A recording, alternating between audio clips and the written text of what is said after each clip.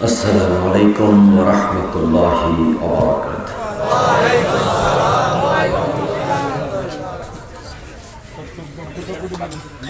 الحمد لله نحمده ونستعينه ونستغفره ونعوذ بالله من شرور أنفسنا ومن سيئات أعمالنا من يهد الله فلا مضل له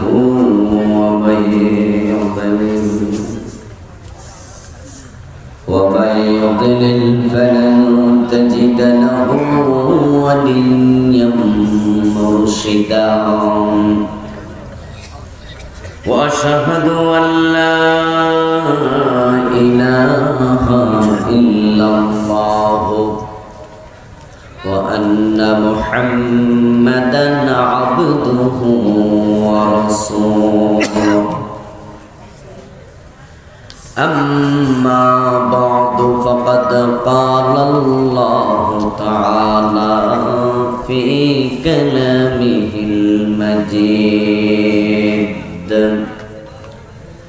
আমার সাথে পড়ুন আউযু বিল্লাহি মিনাশ শাইতানির রাজীম বিসমিল্লাহির রাহমানির রহিম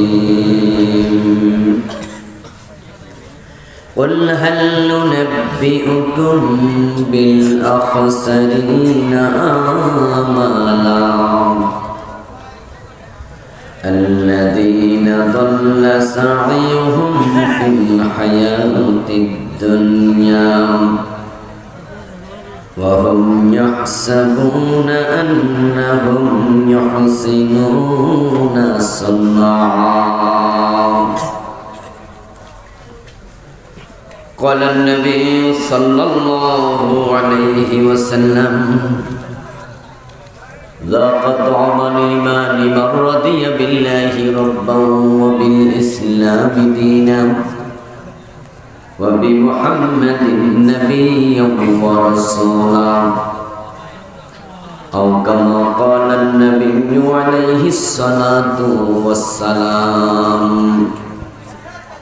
সকলে মেহেরবানি করে দুরূদ ইব্রাহিম পড়ুন আল্লাহুম্মা সাল্লি আলা মুহাম্মাদিন ওয়া আলা আলি মুহাম্মাদ কামা সাল্লাইতা আলা ইব্রাহিম ওয়া আলা আলি ইব্রাহিম ইন্নাকা হামিদুম মাজিদ আল্লাহুম্মা বারিক আলা মুহাম্মাদিন ওয়া আলা আলি মুহাম্মাদ كما باركت على إبراهيم وعلى آل إبراهيم إنك حميد مجيد اللهم صل وسلم وبارك عليه দক্ষিণ ডিক্কল ইসলামী ছাত্র ও যুব কল্যাণ সংঘের উদ্যোগে আয়োজিত আজকের এই চমৎকার তৃতীয় বার্ষিক তাফসীরুল কোরআন মাহফিলের মুআজ্জাজ মুকাররম সম্মানীয় সভাপতি, আজকের এই মাহফিল আমার পূর্বে অত্যন্ত চমৎকারভাবে কোরআন এবং হাদিস থেকে আলোচনা পেশ করেছেন আপনাদের এই এলাকারই কৃতি সন্তান বিশিষ্ট মুফাসসিরে কোরআন মুহতারাম মাওলানা আব্দুর রহিম বশরী সাহেব, মহতারাম মাওলানা শওকত ওসমান সাহেব সহ উপস্থিত অন্যান্য সম্মানীয় উলামায়ে কেরাম, আইম্মায়ে জাম, ইসলাম প্রিয় তাওহীদি জনতা, পর্দার অন্তরালের সতী সাধবী মা ও বোনেরা, আপনারা কেমন আছেন? আলহামদুলিল্লাহ, আল্লাহ তাআলা আমাদের সকলকে ভালো রেখেছেন, সুস্থ রেখেছেন। আল্লাহর কাছে কামনা করি তিনি আমাদের ঈমানের সাথে বেঁচে থাকার তৌফিক দিন। আল্লাহ তাআলার পবিত্র জাতের লাখ কোটি শুকরিয়া জ্ঞাপন করছি যে মহান মনিব অত্যন্ত মেহেরবানি করে এই কুয়াশা স্নাত রাতে কোরআনের মাঠে কোরআনের কথা বলার জন্য আমাদের, শোনার জন্য আমাদের সুস্থতার সাথে হাজির হওয়ার তৌফিক দিলেন। শুকরিয়া তার কোরআনের সাথে থাকার জন্য যে মন মানসিকতা দরকার, তিনি দয়া করে আমাদেরকে সেই মন মানসিকতাও দিলেন। করোনার বিপর্যস্ত পরিস্থিতিতে সুস্থতার নিয়ামতে আবৃত করলেন।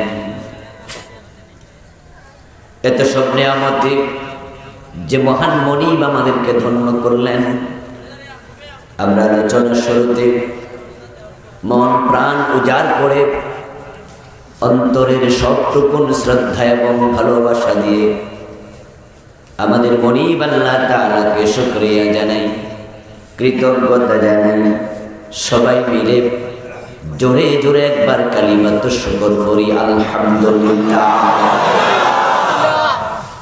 দরুদ ও সালাম বিশ্ব নবী সৈয়দুল মুরসালিন ইমামুনা কুদওয়াতুনা হাবিবুনা সানাদুনা তাবিবু কুলুবিনা মুহাম্মাদুর রাসূলুল্লাহ সাল্লাল্লাহু আলাইহি ওয়াসাল্লামের উপর, সাহাবায়ে কেরাম ও শুহাদায়ে জামির আলা ইল্লিয়িন আল্লাহ তাআলার কাছে কামনা করছি, বলুন আমিন। সম্মানীয় ভাই, আপনারা সামিয়ানার দিকে তাকালে বুঝতে পারছেন কুয়াশা পড়ছে, ঠিক না? বাহিরে কুয়াশা আছে।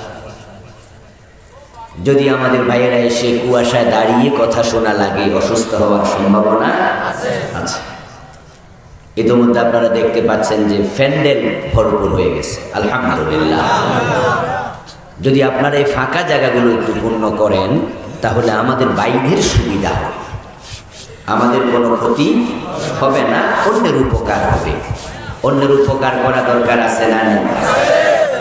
আমরা একটু আগাই, কাছাকাছি বসলে কোনো অসুবিধা নেই। শীতকাল, একটু নড়েন, প্রত্যেকে একটু নড়াচড়া দেন। সামনে এক বিগত জায়গাও যদি থাকে সেটা পূর্ণ করুন। পিছনের ভাইয়েরা কিন্তু নড়তেছেন না। আপনারা না নড়লে লোকজন ঢুকবে কোন জায়গা দিয়ে? উড়াল দিয়ে তো ঢুকতে পারবে না। তাআওয়ানু আলাল বিররি ওয়াত তাকওয়া, ভালো কাজে কি করো? একে অপরকে সহযোগিতা করো। মাশাআল্লাহ। এবার আমরা আশা করি নতুন করে যারা আসবেন তারা বসার সুযোগ।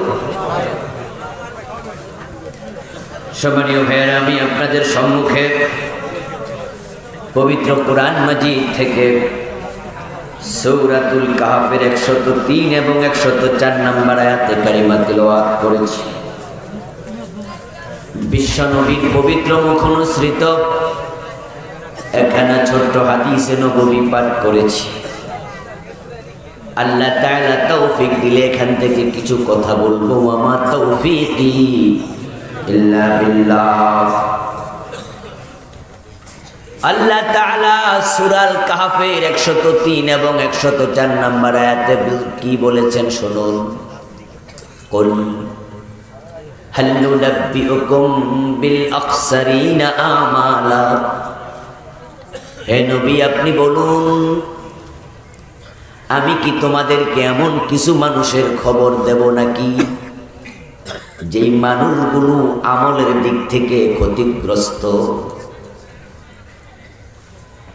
যে মানুষগুলো আমল করে কিন্তু আমল করার পরেও তাদের আমলগুলো বিপর্যস্ত হয়, বাতিল হয়, আমলের দিক থেকে তারা ক্ষতিতে পড়ে গেছে। আল্লাযীনা দাল্লা সা'য়ুহুম ফিল হায়াতিদ দুনিয়া, যাদের যত কর্মতৎপরতা দুনিয়াতে আছে সব ব্যর্থতায় পর্যবসিত হচ্ছে।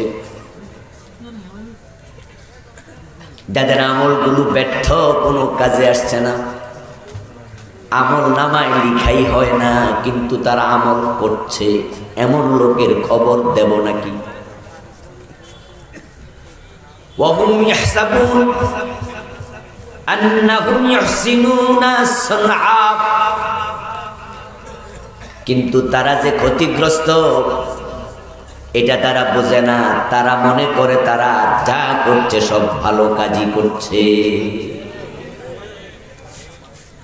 তারা মনে করে তারা ভালো কাজ করে যাচ্ছে, আস্তে আস্তে কবরের দিকে আগাচ্ছে, আর মনে মনে পিছনে তাকাইয়া খুশি আমি কত নেক আমল করেছি। অথচ দাল্লা সাইয়ুহুম ফিল হায়াতিদ দুনিয়া, দুনিয়ার জীবনে যত আমল করছে সব বাতিল, বরবাদ। ও নবী মুহাম্মদ সাল্লাল্লাহু আলাইহি ওয়াসাল্লাম, আপনি উম্মতকে বলুন ওই ক্ষতিগ্রস্ত মানুষের খবর আমি তোমাদের বলবো নাকি?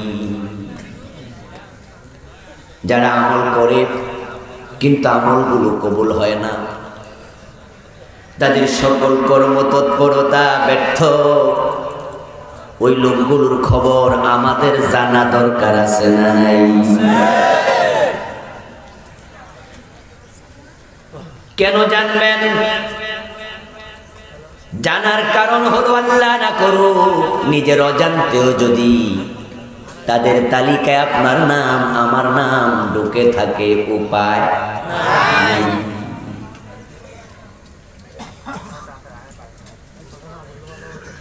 আমরা জানবো কারা ব্যর্থ,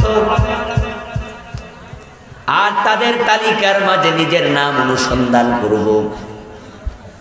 আল্লাহ না করুন যদি সেখানে নামটা খুঁজে পাই, এখনো তাওবা করে ভালো হওয়ার সুযোগ আছে না নাই?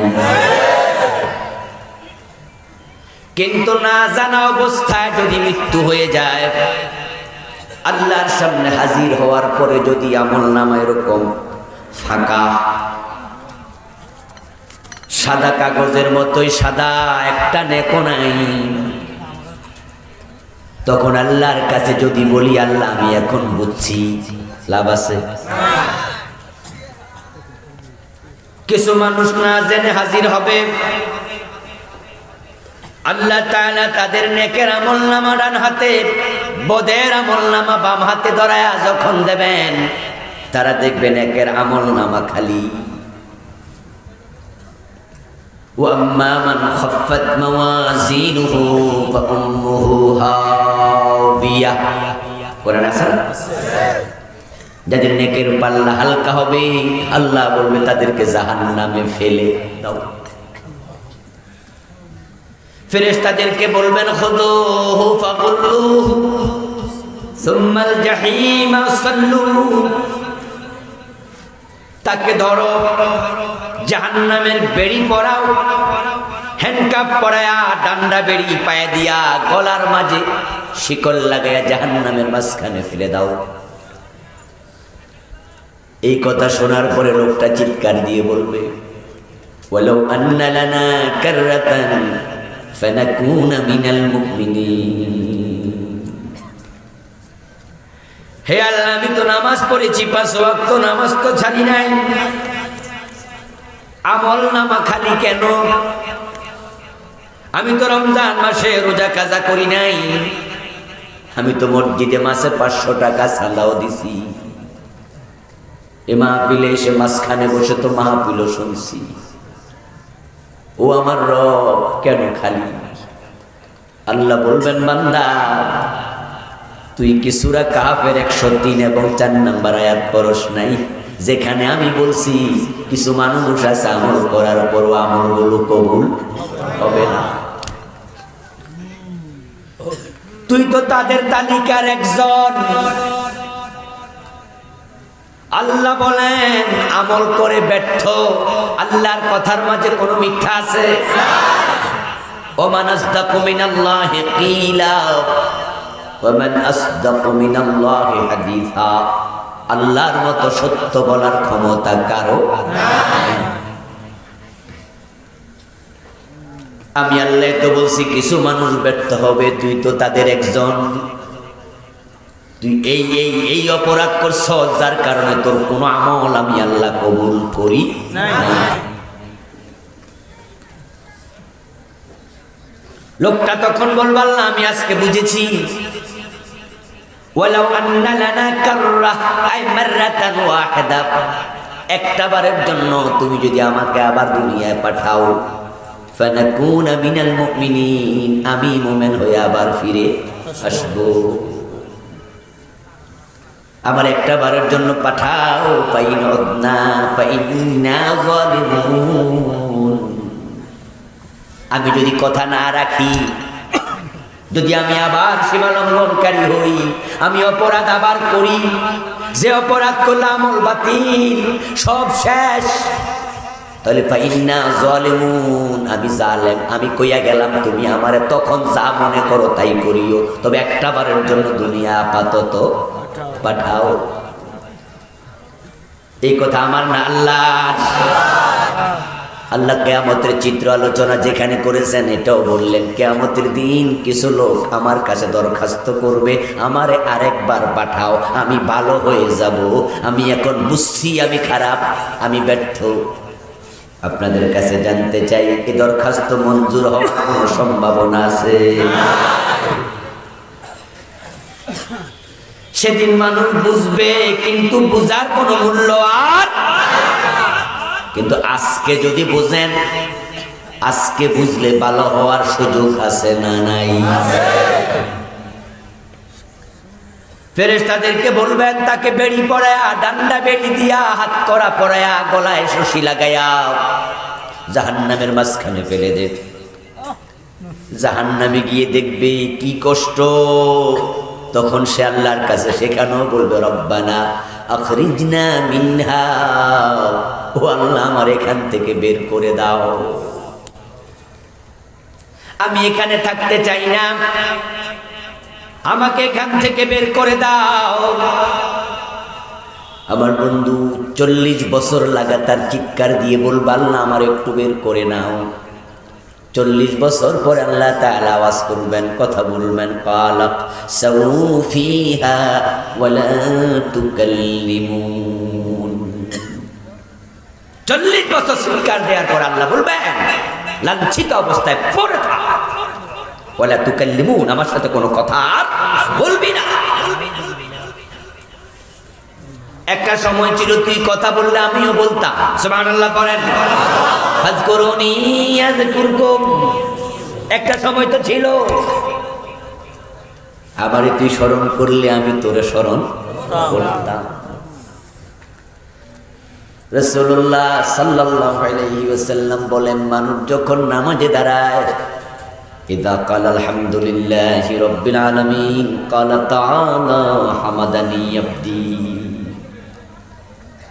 إذا قال الرحمن الرحيم قال تعالى أثنى علي عبدي، إذا قال مالك يوم الدين قال تعالى مجدني عبدي. قال النبي صلى الله عليه وسلم إذا قام أحدكم في صلاته فإنه يناجي ربه، رواه البخاري. প্রথম হাদিসটা যেটা কিছুক্ষণ আগে বললাম, এটা মুসলিমের পরেরটা বুখারী, দুইটাই সহিহ। বিশ্বনবী বললেন, বান্দা যখন নামাজে দাঁড়ায় আল্লাহর সাথে কথাবার্তা শুরু হয়ে যায়, বান্দা বলে আলহামদুলিল্লাহি রাব্বিল আলামিন, আর সে আজিম থেকে আল্লাহ জবাব দেয়, তুমি এক আয়াত পড়ো, আল্লাহও একটা কথা বলে। আল্লাহ বলে, হামাদানি আবদি, আমার বান্দা আমার প্রশংসা শুরু করছে। একটা সময় ছিল তুই কথা বললে আমিও বলতাম, কিন্তু আজকে তুই 40 বছর লাগাতার বলছস, আমি তোর জবাব দেই না। 40 বছর পরে বলবেন, লাঞ্ছিত হয়ে পড়ে থাক, আমার সাথে আর কোনো কথা বলবি না। ওদিন কানবা, কিন্তু সেদিনের কান্নার কোনো মূল্য নাই। কিন্তু আজকে যদি কানতে পারো, আজকের কান্নার অনেক দাম। قال النبي صلى الله عليه وسلم ما من عبد يخرج من عينيه دموع من خشية الله ولو كان مثل رأس الذباب।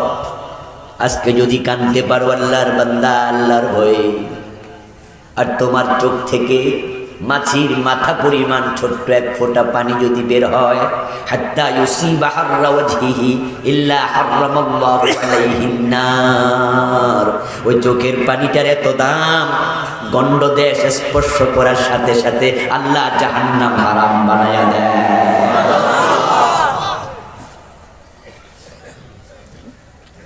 সাবআতুন ইযিল্লুহুমুল্লাহু ফি যিল্লিহি ইয়াওমা লা যিল্লা ইল্লা যিল্লুহু, আল্লাহর শাজিমের নিচে 7 ধরনের ব্যক্তিকে জায়গা দেবেন, হাসরের ময়দানে কষ্ট দেবেন না। তার মাঝে রাজুলুন যাকারাল্লাহ খালিয়ান ফাফাদাত আইনা, ওই ব্যক্তিকার শাজিমের নিচে জায়গা দেবেন, তার দাম আল্লাহর কাছে এত বেশি হবে যে আল্লাহর ভয়ে কেঁদে কেঁদে 2 চোখ ভিজাইয়া ফেলতো।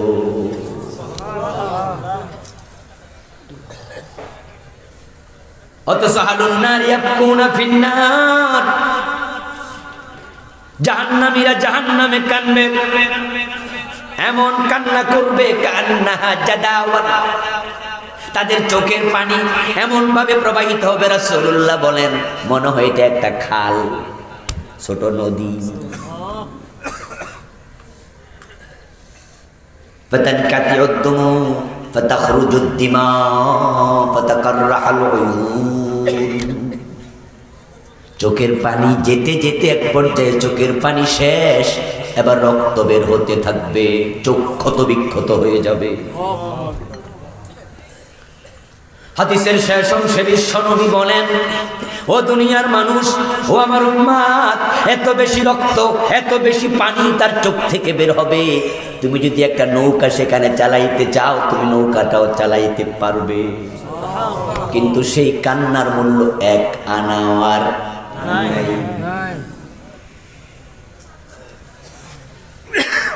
যে মানুষগুলো ব্যর্থ তারা হবে 5 কাতার, 5 গ্রুপ, 5 দল। ওই 5 দলের ভিতরে আমাদের নাম যেন না থাকে, ওখানে থাকলে উপায় নাই। এই 5 দল থেকে আমরা আল্লাহর কাছে পানা চাই, বলেন আমিন। ওই 5 গ্রুপের পরিচয় জানা দরকার আছে না নাই? জানবেন তো ইনশাআল্লাহ? শুনবেন, মানবেন, নিজকে খুঁজবেন, সেখানে থাকলে তাওবা করতে হবে, ঠিক কি না?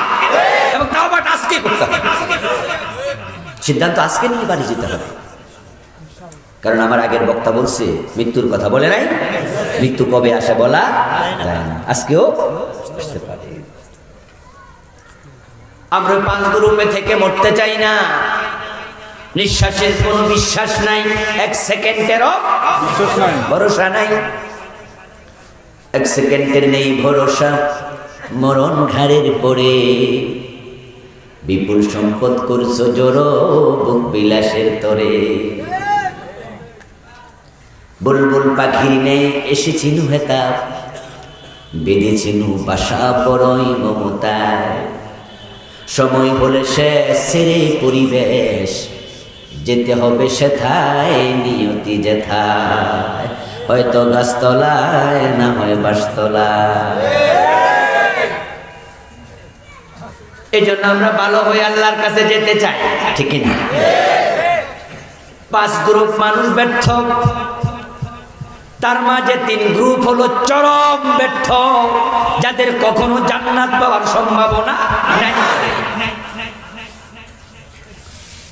আর 2 গ্রুপ মানুষ আছে যাদের ব্যর্থতা তাদের তুলনায় কম, তারা জাহান্নামে যাবে, শাস্তি পাওয়ার পরে আবার মুক্তিও পেতে পারে। এখন আপনি যদি আবার মনে মনে কন তাহলে এই গ্রুপ তো মোটামুটি চলে, আপনি ভুলের ভিতরে আছেন, কারণ জাহান্নামে 1 সেকেন্ড থাকার মতো সামর্থ্য আমাদের নাই।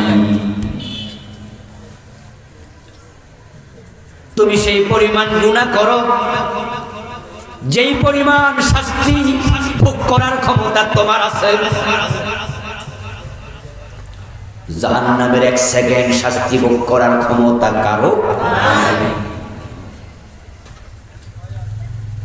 এই জন্য আমরা সেই গ্রুপও যেতে চাই না। প্রথম 3 গ্রুপ কোনদিন জান্নাত পাবে না। 1 নাম্বার গ্রুপের নাম হলো কুফার, যারা কুফরি করেছে। কুফরি করার পরে নামাজ রোজা হজ যাকাত করে লাভ নাই। যার কুফরি আছে তার ঈমান নাই। কুফরি করার পরে যত ভালো কাজ করো, ওই ভালো কাজের কোনো দাম আর নাই। মাদার তেরেসা নাম শুনছেন? ইউরোপের নাগরিক, ভারতে থাকতেন। মাদার তেরেসা জীবনে বিয়েটাও করেন নাই। ভারতে হাজার হাজার ইয়াতীম অনাথকে তিনি মায়ের ভালোবাসা দিয়েছেন। ডজন ডজন ইয়াতীমখানা খুলেছেন। তার কাজের স্বীকৃতি স্বরূপ তাকে শান্তিতে নোবেল পুরস্কার দেয়া হয়েছে। নোবেল প্রাইজের সবটা টাকা তিনি ইয়াতীমখানায় দান করে দিয়েছেন। আপনাদের কাছে জানতে চাই, ইয়াতীমকে ভালোবাসার কথা কোরআন হাদিসে আছে না নাই? এটা কি সওয়াবের কাজ না?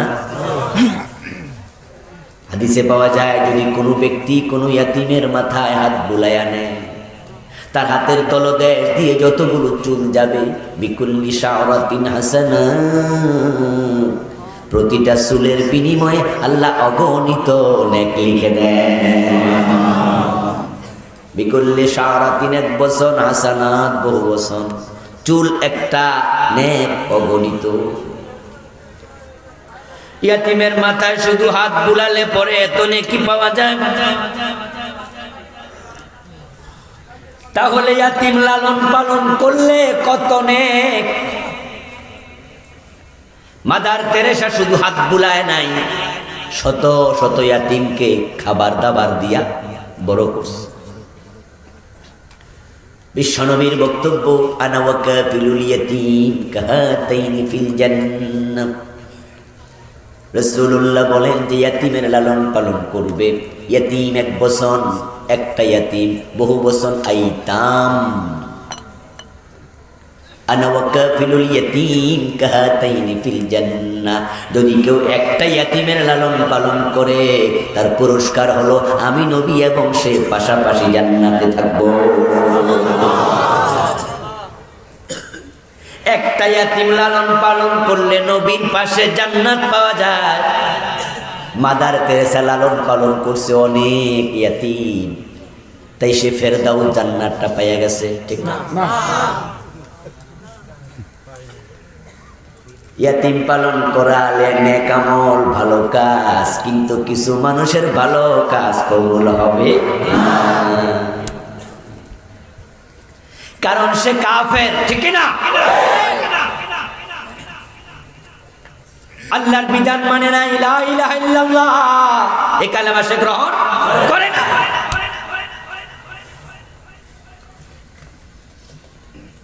কুফরি করবেন, সব শেষ।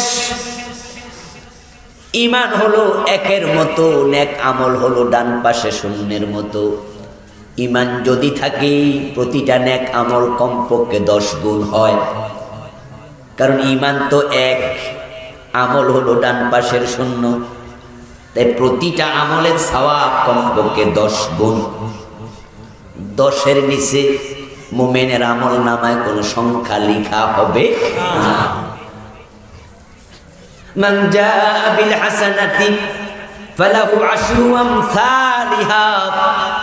আল্লাহ তাআলা বলেন, আমার মুমিন বান্দা যদি একটা নেক আমল করে, আমি আল্লাহ কমপক্ষে 10 গুণ সওয়াব দেই। 2টা করো, 2টা শূন্য বসাও 100 গুণ, 3টা বসাও 1000, 5টা বসাও 1 লাখ, ঠিক না? কিন্তু 1 যদি মুছে দাও, শূন্যের দাম নাই। 1 নাম্বার গ্রুপ কাফের, তারা নেক আমল করেও কোনো লাভ নাই। যেমন বাংলাদেশে কাদিয়ানি আছে না নাই? তারা কি নেক আমল করে না? তাদের মসজিদ নাই, দাড়ি টুপি নাই, আজান একামত নাই, কিন্তু আমলগুলো কবুল হচ্ছে তো?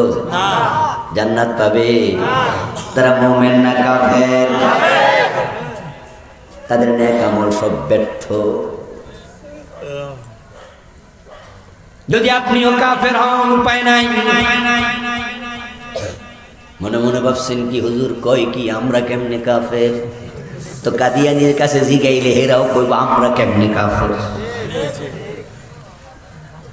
কাদিয়ানি যদি নিজকে কাফের মনে করতো তাহলে তার নামাজে যাইতই না।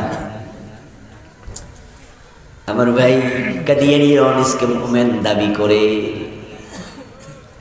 অথচ আজকে ঈমান হারা মানুষের সংখ্যা এত বেশি, এত বেশি, এত বেশি। নামাজি আছে, রোজাওয়ালা আছে, হজওয়ালা, দাড়িওয়ালা আছে, কিন্তু ঈমানওয়ালা কমে গেছে। এই যে আমার সামনে বসে আছেন টুপিওয়ালা, দাড়িওয়ালার অভাব নাই, কিন্তু ঈমান হারা কাফের এখানেও আছে।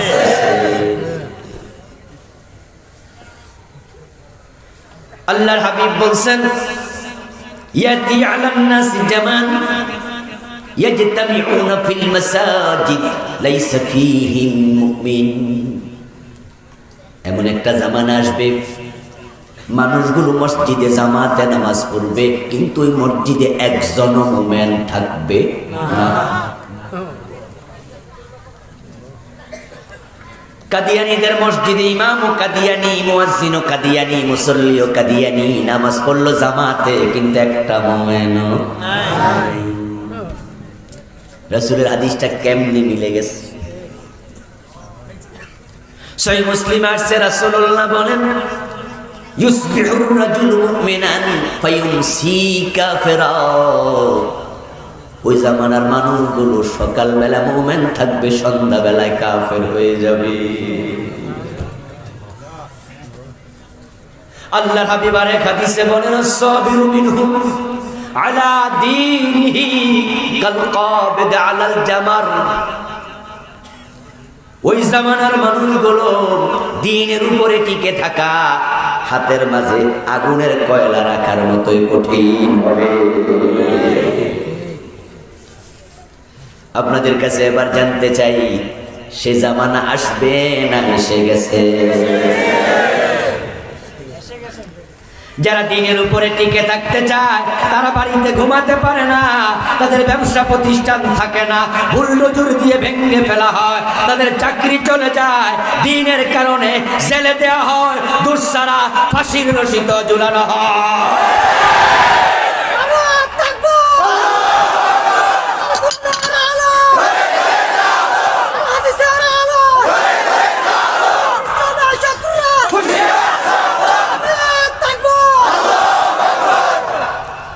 দোষ করা লাগে না, দোষ করা লাগে না।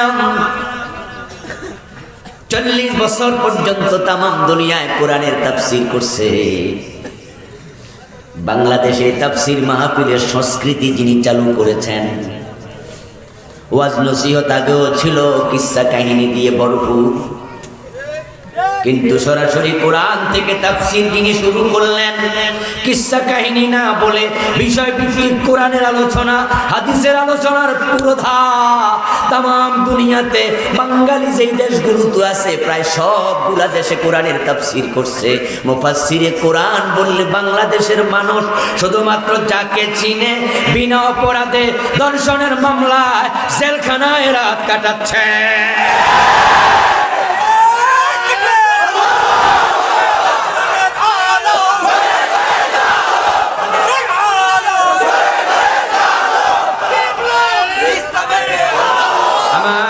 الصابر منهم على دينه كالقابض على الجمر। রাসূলুল্লাহ বলেন সেই জামানায় দ্বীনের উপরে টিকে থাকা হাতে আগুনের কয়লা রাখার মতো হবে, সহজ হবে। যারা খুব আরামে আছেন তাদের আরামে থাকার কারণ তারা দ্বীনের উপরে পরিপূর্ণ টিকে নাই, অর্ধেক আছে বাকি অর্ধেক নাই। যারা পরিপূর্ণ টিকে থাকতে চায় তারা ময়দানে থাকা বড় কঠিন, তাদের মাহফিল 144 জারি হয়ে তারা বিপদে পড়ে হামলা মামলার শিকার হবে, তাদেরকে ফাঁসির কাস্টে ঝুলানো হবে। হাতের মাঝে আগুনের কয়লা রাখার মতো কঠিন। কি চমৎকার উদাহরণ রাসূল দিলেন। বিনা অপরাধে ডজন ডজন মামলা, শুধুমাত্র দিনের কথা বলার কারণে যখন মামলা হয়, যখন অ্যারেস্ট হয়, তখন একটা মামলাও নাই। কারণ সে তো ভালো মানুষ, চুরি করে না, ডাকাতি করে না, সুদ খায় না, ঘুষ খায় না, পরের ক্ষতি করে না, দোকানে বাকি খাইয়া টাকা মেরে দেয় না, ঠিক কি না? সমাজের মানুষ যদি কয় ভালো কে আছে, কয় উনি ভালো মানুষ, তো তার মামলা কেন থাকবে? কিন্তু যখন অ্যারেস্ট হয় পরের দিন এক ডজন মামলা দেখা যায়।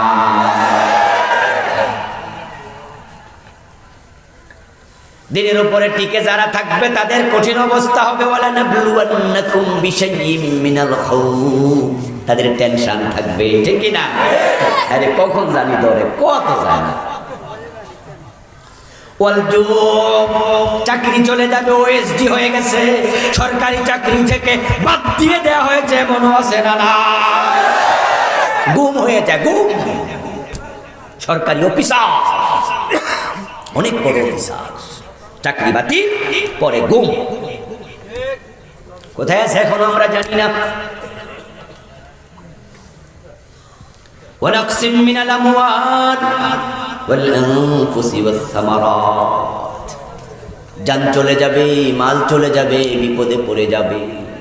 ওই অবস্থায় ইমানের উপরে টিকে থাকা হাতের মাঝে আগুনের অঙ্গার নেয়ার মতো কঠিন হবে। কত বক্তা আছে 144 নাই, বড় আরাম, খাইয়া খাইয়া পেট বড় হচ্ছে, গর্দান মোটা হচ্ছে, হালুয়া রুটির অভাব হয় না, আর কেউ জেলখানে না খাইয়া থাকা লাগে। এটাই পার্থক্য। আবার বন্ধু, কুফরি করলে বিপদ, সব শেষ। এখন কাদিয়ানি কাফের, তাদেরকে ফতুয়া দিয়ে আমরা মজা নেই। কাদিয়ানি কাফের কি মুস্কি হাসি দিয়া ফতুয়া দেয়। অন্যকে কাফের বলে তোমার কি লাভ? আল কাইয়িসু মান দানা নাফসাহু ওয়া আমিলা লিমা বাদাল মাউত। সহিহ সুনান তিরমিজির হাদিস, বিশ্ব নবী বলেন, সেই তো সচেতন, সেই তো চালাক যে আত্মসমালোচনা করে, অন্যের সমালোচনা না। এখন নিজের কি খবর সেটা খোঁজেন। কাদিয়ানিকে কাফের বলে মজা নেওয়া দরকার নাই। প্রশ্ন, কাদিয়ানিকে আমরা সবাই মিলে কেন কাফের বলি? এর কারণ শুধু একটা, কাদিয়ানি আল্লাহর কোরআনের একটা বিধান অস্বীকার করছে। কাদিয়ানিরা আমাদের মতো নামাজ পড়ে, রোজা রাখে, হজ করে, যাকাত দেয়, টুপিদারি, পাঞ্জাবি, পাগড়ি, মেসওয়াক, এভরিথিং এজ লাইক এজ আমাদের মতো এজ ইউজুয়াল সব মানে। শুধুমাত্র একটা জায়গায় পেশ লাগাইছে, বিশ্ব নবীকে শেষ নবী মানে না। অথচ আল্লাহ তাআলা বিশ্ব নবীকে শেষ নবী বলছেন, খাতামান নবিয়্যিন, তিনি শেষ নবী। এই চারটা অক্ষরের সাথে পেশ লাগাইল, খা, আলিফ, তা, মিম। রাসূলুল্লাহকে তারা বড় রাসূল মানে, বড় নবী মানে। তাদের কিছু বই আমি পড়েছি, জানার জন্য দেখেছি, পাতায় পাতায় লেখা লা ইলাহা ইল্লাল্লাহু মুহাম্মাদুর রাসূলুল্লাহ। ঢাকার বকশীবাজারে তাদের যেখানে মসজিদ, রাস্তার পাশেই, ঢাকা আলিয়ার কাশগড়ি হলের সাথেই, রাস্তা থেকে দেখা যায় মসজিদের মেহরাবে বাহির থেকে বড় বড় অক্ষরে লেখা লা ইলাহা ইল্লাল্লাহু মুহাম্মাদুর রাসূলুল্লাহ। এই কালেমা আমরা লিখি মসজিদের ভিতরে, এরা ভিতরে লিখছে কিনা আমি জানি না, ঢুকি নাই তো, তবে এরা বাহিরেও লিখছে। আমরা স্বাভাবিকত মসজিদের পিছনে কালেমা লিখি না, কোন কোন মসজিদের সামনে লেখে, কিন্তু পিছনে লেখে। ওরা পিছনে লেখার কারণ, পিছনটা রাস্তা থেকে দেখা যায়, তাই তারা লিখে বুঝাইছে তোমরা আমরারে কেন কাফের কও, যেই কালেমা তোমরা পড়ো ওই কালেমা আমরাও পড়েছি। তারা যখন আজান দেয় তখন তারা আজানের মাঝে বলে আশহাদু আল্লা ইলাহা ইল্লাল্লাহ আশহাদু আন্না মুহাম্মাদার রাসূলুল্লাহ। একই কালেমা। তারা কাফের কেন? কারণ একটাই, কালেমা যারা পড়ে তারা পুরা কোরআন বিশ্বাস করতে হবে। তারা 4 অক্ষর স্বীকার করলো। কোরআন মাজিদের বিসমিল্লাহর বা থেকে মিনাল জিন্নাতি ওয়ান নাসের সিন পর্যন্ত যত হরফ আছে 4টা নয়। কেউ যদি একটা না মানে তারও ঈমান থাকবে না। কাদিয়ানি 4টাকে বিকৃত করলো, স্বীকার করলো, তাই তারা কাফের। तमाम দুনিয়ার সব হক্কানি আলেমের ফতোয়া কাদিয়ানীদের সাথে বিবাহ শাদীও জায়েজ নাই। বরং উলামায়ে কেরামের ফতোয়া হলো যদি কোনো কাদিয়ানী মারা যায় তারে মুসলমানের গোরস্থানে দাফন করাও জায়েজ নাই। এবার আপনাকে বলছি দোস্ত, কাদিয়ানী 4 অক্ষর স্বীকার করে যদি কাফের হয়, আপনি যদি 10-12টা অক্ষর স্বীকার করেন, একই ফতোয়া আপনার জন্য আছে না নাই? এখন বাংলাদেশের কত লোক এ ফতোয়ায় পড়ে গেছে আল্লাহ ভালো জানেন। কারণ কোরআন মাজিদে তিনি বলছেন লাহুল খালকু ওয়াল আমরু। আলার মাঝে অক্ষর 3টা, লাহুর মাঝে 2টা, 3 2 মিলে কত? 5টা। আল খালকুর মাঝে আছে 5টা, কয়টা হলো? ওয়াল আমরুর মাঝে আবার 5টা, কয়টা হলো? 15টা। কাদিয়ানি মানে না কয়টা? ঈমান আছে না গেছে? এখানে আছে কয়টা? 15টা। না মানলে ঈমান থাকবে না যাবে? অথচ এই দেশের লাখ লাখ নামাজি এই আয়াতটা মানে না। অর্থ দিলেই বুঝবেন, অর্থ হলো সাবধান, সৃষ্টি যার আইন চলবে শুধু তার। আওয়াজ করে বলুন তো সৃষ্টি কার? আরো জোরে বলেন কার? আইন চলবে কার? চলছে তো।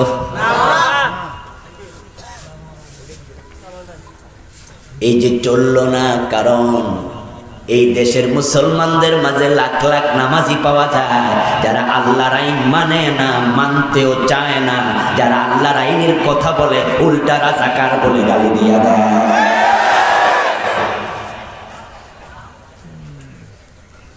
আল্লাহর আইনের পক্ষে 90% মুসলমান দরকার নাই, দরকার নাই, দরকার নাই, এত লাগে না। যদি শুধু 51% মুসলমান আল্লাহর আইনের পক্ষে এসে যেত, অনেক আগে দিন কায়েম হয়ে যেত।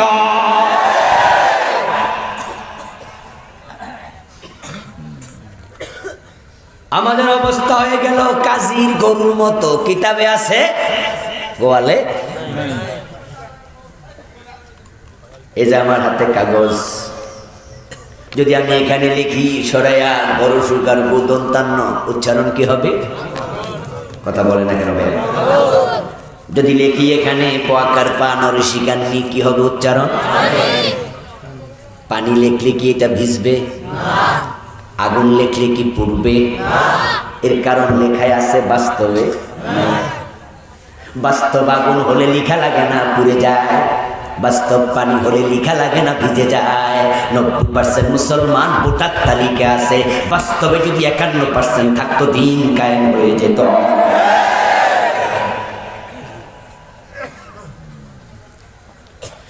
কাদিয়ানি একটা মানে না, তাতে তাদের ঈমান শেষ। আপনাদের কাছে আমি জানতে চাই, শয়তান কি ইবাদত করে নাই? এখন সে সফল না ক্ষতিগ্রস্ত? তার ইবাদত গুলো আছে না গেছে? তার ইবাদত আপনাদের যে কম ছিল না বেশি ছিল? কুফরি করলে সব শেষ। এবার বলুন তো শয়তান মুমিন না কাফের? অনেকে ডরে কয় না, শয়তান আবার ধরে কিনা? আওয়াজ করে বলুন, শয়তান মুমিন না কাফের? ফতুয়াটা আমাদের নয়, ফতুয়া কার? আবা ওয়াস্তাকবারা ওয়া কানা মিনাল কাফিরিন। আল্লাহ নিজে বলে সে কাফের। এখন এবার বলুন তো শয়তান কাফের হলো আল্লাহর কয়টা আইন অস্বীকার করছে? কয়টা? মাত্র একটা। শয়তান কি আল্লাহরে কোনোদিন কইছে আপনি আল্লাহ না? কয় নাই। আমি আপনারে ডাকবো না, মানি না, আপনি আল্লাহ না, এমন কোন কথা কোরআনে পাওয়া যায় না, বরং উল্টা পাওয়া যায়। আল্লাহ তাআলা শয়তানকে যখন জান্নাতের সীমা থেকে বের করে দিলেন, ঘোষণা করলেন ফাখরুজ মিনহা ফাইন্নাকা রাজিম, তুই অভিশপ্ত, বেরিয়ে যা জান্নাতের সীমা থেকে। শয়তান আল্লাহর অর্ডার পালন করে বের হইছে। এটা কয় নাই বাইরে হইতাম না, বুঝেন? সে আনুগত্য করছে, বাইর হইছে। বাহির হওয়ার পরে এবার সে কি বললো? কোরআনে আল্লাহ বলছেন বের হওয়ার পরে শয়তান এবার কয় রব্বি ফাআনজিরনি ইলা ইয়াউমিন ইউবআসুন, রব্বি রব্বি ফাআনজিরনি, রব্বি রব্বি রব্বি। রব্বি শব্দের অর্থ কি? হে আমার রব। শয়তান কাকে ডাকতেছে? কি বলে? রব। আমরাও বলি রব্বি জিদনি ইলমা, রব্বিরহামহুমা কামা রব্বায়ানি সগীরা। শয়তান কয় রব্বি আমার রব, আল্লাহ কয় তুই কাফের।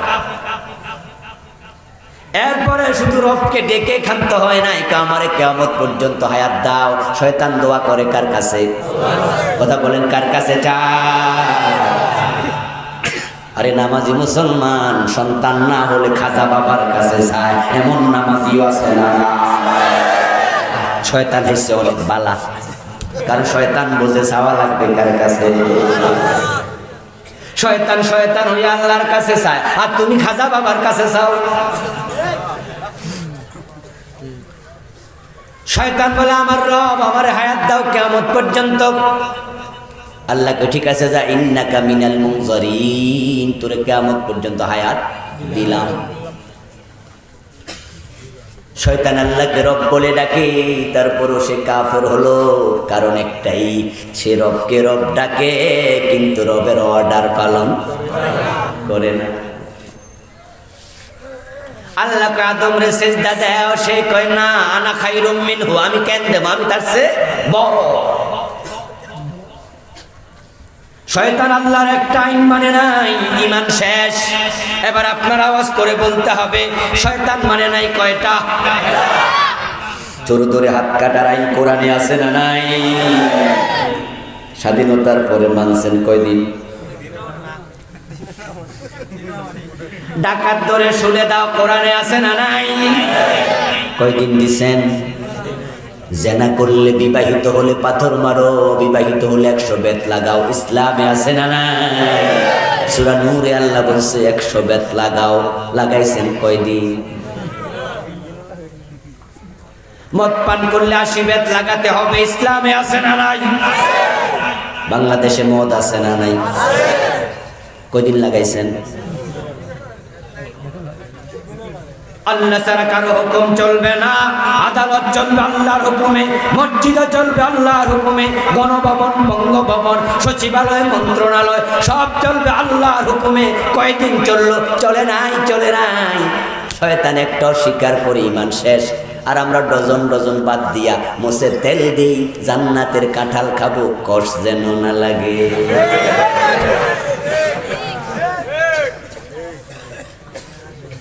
আত্মসমালোচনা করা দরকার আছে না নাই? এই জন্য তো আমরা আল্লাহর আইনের কথা বলি, আল্লাহর আইনের কথা বলি।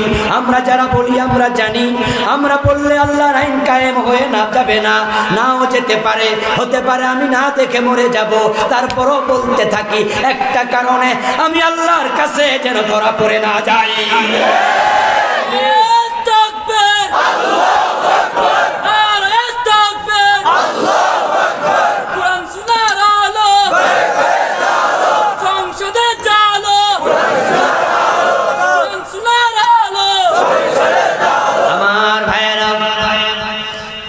এই যে আপনারা আমরা আল্লাহর আইনের পক্ষে কথা বলছি, এই কথাগুলো রেকর্ড করার জন্য আমল নামার রেকর্ডার আছে না নাই?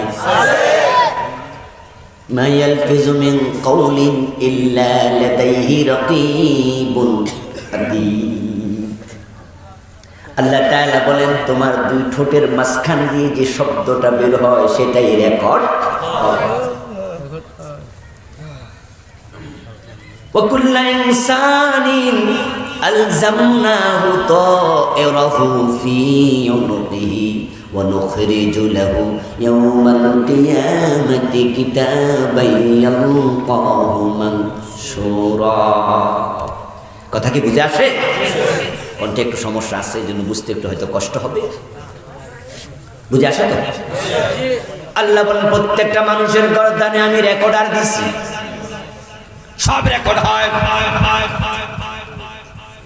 এই যে মেয়া ভিডিও দিয়ে রাখছে, আমি যেভাবে কথা বলছি, আমার বডি ল্যাঙ্গুয়েজ, ঠোঁট নাড়া, হাত নাড়া, মাথা নাড়া, সব রেকর্ড হয়।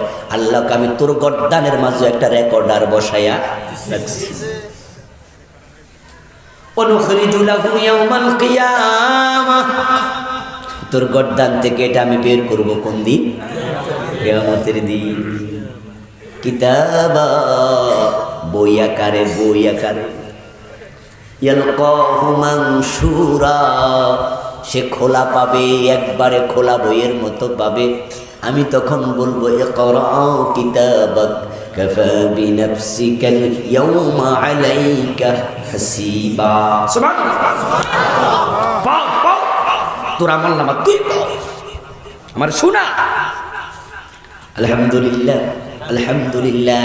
আমরা যারা কোরআনের পক্ষে আছি, আল্লাহর আইনের পক্ষে আছি, আমল নামার মাঝে সেদিন বাঁচবে। আমি বলবো আল্লাহ, বাংলাদেশে কোরআন কায়েম হয় নাই, সে দোষ কিন্তু আমার নাই, আমি পক্ষেই ছিলাম।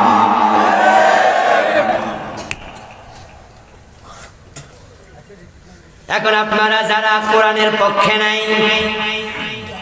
ক্ষমতায় ছিলেন, আপনারা ক্ষমতায় ছিলেন, বর্তমানে ক্ষমতায় আছেন, অতীতে ছিলেন, চাইলে আপনারা কোরআনের আইন কায়েম করতে পারতেন, করেন নাই। এটাই প্রমাণ হয় আপনারা কোরআনের আইনের পক্ষের মানুষ না।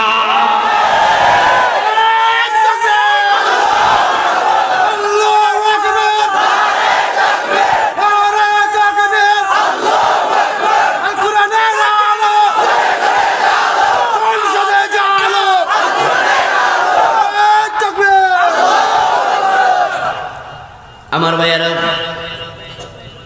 কুফরি করলে সব শেষ হয়ে যাবে। কোরআনে যত বিধান আছে সব মানতে রাজি হওয়া, একটা মানবেন না, সব শেষ।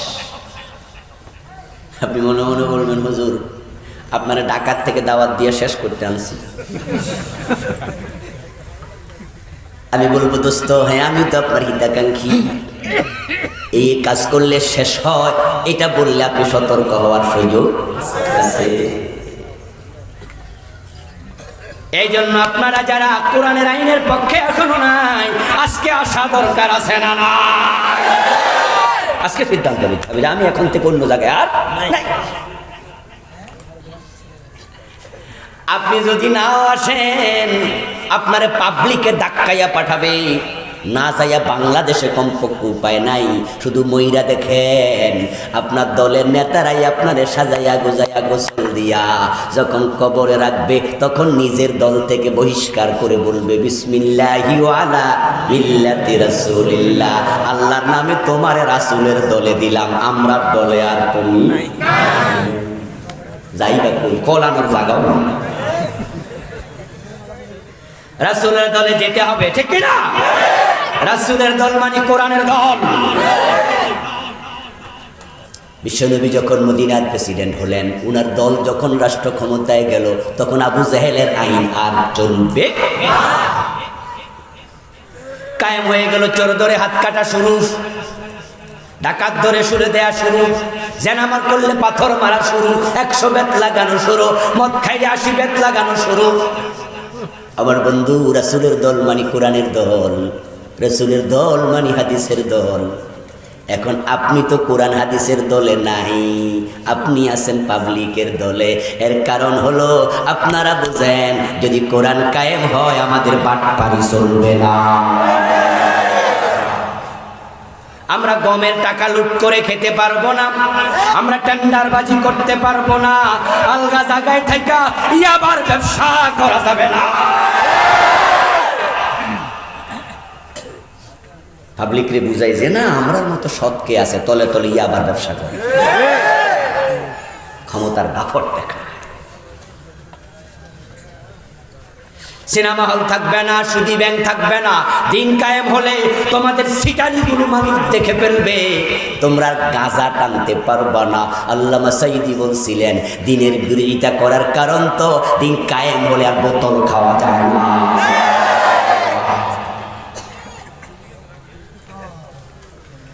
মুসলমান, মরে দেখো কোথায় যাইবা। পাবলিকে সবাই তোমাকে সাজাইয়া গোজাইয়া সাদা কাপড়ের কাপড় পরাইয়া কইব, আল্লাহর নামে রাসূলের দরে তোরে দিলাম, যাইতে চাস নাই তো এখন যা। এই দোয়া কক্সবাজারে আছে না নাই? কার দলে গেলেন? রাসূলের দলে। বিসমিল্লাহি ওয়া আলা মিল্লাতি রাসূলিল্লাহ, রাসূলের দলে দিলাম। এবার আপনারা একটু বলুন তো, এই লোকটা নিজে গেছে না পাবলিকে দিছে? তো যায় নাই, ডাক্তারে লাভ কি? এবার আর একটা প্রশ্ন করি আমার ভাইয়েরা, যারা সবাই মিলে তাকে রাসূলের দলে তুলে দিল, হেরা জীবিত যারা, তারা কি রাসূলের দলে যোগ দিছে? এরা মরার পরে পাবলিকে দিব, অপেক্ষায় আছে। এখন মরার পরে আপনি রাসূলের দলে গেলেন, যাইয়া লাভ কি? আপনি তো জীবিত থাকতে কোরআনের দলে আসার কথা।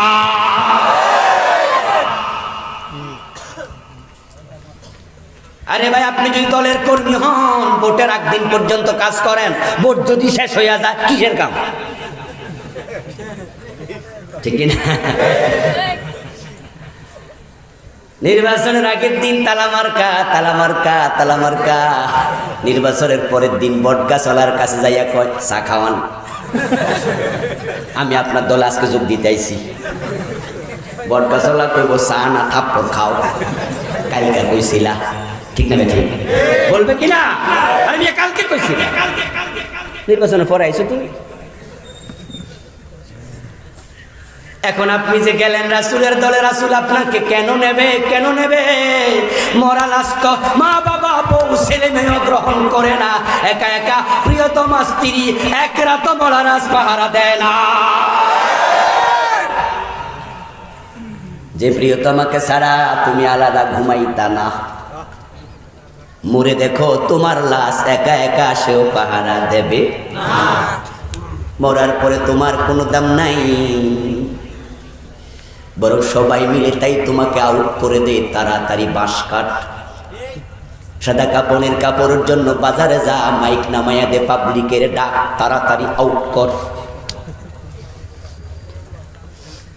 এখন রাসূলের দলে তুমি নাই, তোমারে পাবলিক ধাক্কায়া দিল, রাসূলুল্লাহ তোমার ওয়েলকাম জানাবে, তুমি ভাবলা কেমনে? ভাবলা কেমনে?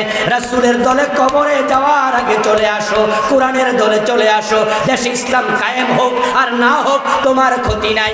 রাসূল তোমাকে তার দলে যদি পায়, তাহলে কবরে কেউ দেয়া লাগবে না। তোমার যদি মাটিও না দেয়, জানাজা দিত না দেয়, তোমাকে খাদায়া দেখ কবরের তলায়, রাসূল তোমাকে গ্রহণ করবে।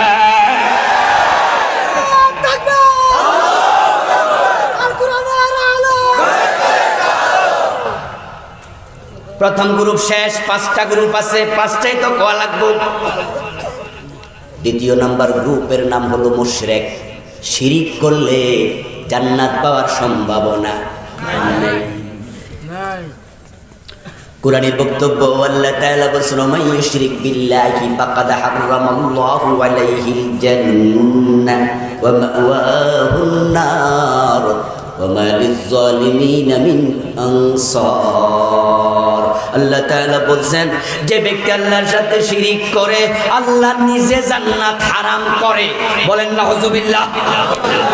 আওয়াজ করে বলুন, জান্নাত বানাইছে কে? জোরে বলেন, জান্নাত দেবেন কে? কোরআনে বলেন শিরিক করলে আমি আল্লাহ জান্নাত হারাম করি।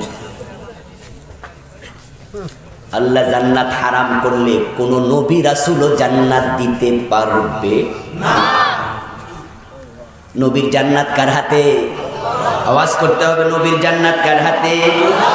এই জন্য তো আল্লাহ যখন কাহার স্বরূপ ধারণ করবেন, আম্বিয়াগণ নবীগণ ইয়া নফসি বলে চিৎকার দেবে, এমন হাদিস আছে না নাই? ইয়া নফসি শব্দের অর্থ হলো আমার কি উপায়। ইয়াউমা ইয়াফিরুল মারউ মিন আখিহি ওয়া উম্মিহি ওয়া আবিহি ওয়া সাহিবাতিহি ওয়া বানিহি। আল্লাহ কোরআনে বলেন, বাবা দেখলে ছেলে পালাবে, ছেলে দেখলে বউ পালাবে, স্বামী দেখলে স্ত্রী পালাবে, মা দেখলে সন্তান পালাবে, ভাই দেখলে ভাই পালাবে। লিকুল্লি ইমরিইম মিনহুম ইয়াওমাইযিন শানুন ইউগনি। সবাই বলবে আমার কি উপায়, আমার কি উপায়। ঈসা বলবে, মূসা বলবে, হযরত আদম বলবে, সুলাইমান বলবে, দাউদ আলাইহিমুস সালাম, সব নবী বলবে কি উপায়, কি উপায়। পরিস্থিতি কত জটিল। বিশ্বনবী মুহাম্মদ বলেন, পরিস্থিতির জটিলতা দেখে ফাখিরু সাজদান, আমিও কথা বলতে সাহস করব না, আল্লাহর সাথে আমি সিজদায় চলে যাব। আরে কোন ফেরেশতাও কথা বলবে না। সুবহানাল্লাহ, সুবহানাল্লাহ। ইয়াউমা ইয়াকুমুর রূহু ওয়াল মালাইকাতু সাফফান লা ইয়াতাকাল্লামুন ইল্লা মান আযিনা লাহুর রাহমান। রহমানি জিবরিল আমিন, জিবরিল দাঁড়ায়া থাকবে, ফেরেশতারা লাইন ধরে দাঁড়ায়া থাকবে। তারা নিষ্পাপ, তারা মাসুম, তাদের কোনো গুনাহ নাই, কিন্তু আল্লাহর কাহ্হার স্বরূপ দেখে তারাও ভয়ে কথা বলবে না।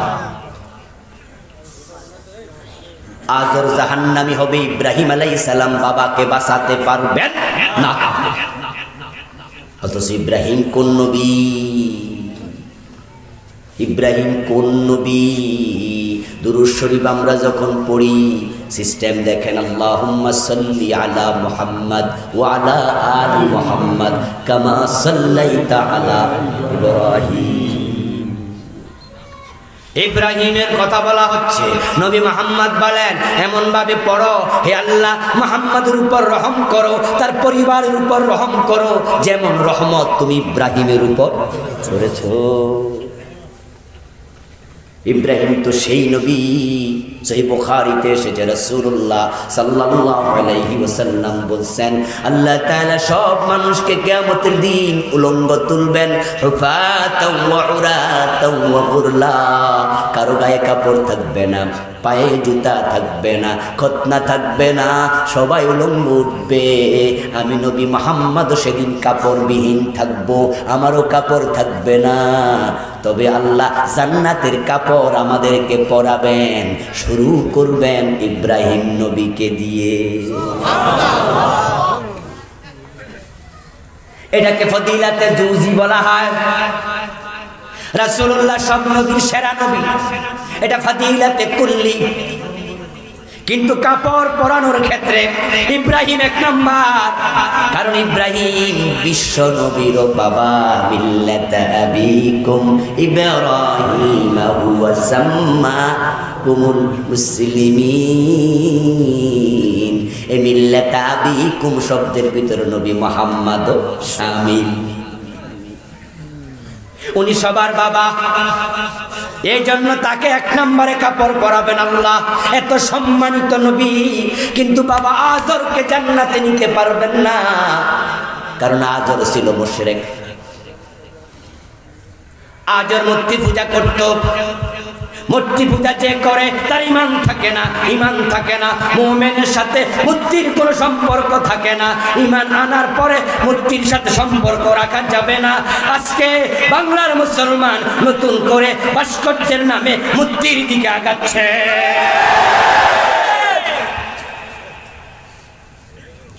রাসূলুল্লাহ সাল্লাল্লাহু আলাইহি ওয়াসাল্লাম বলেছেন, আমার একদল উম্মত শেষ জামানায় মূর্তি পূজক হয়ে যাবে।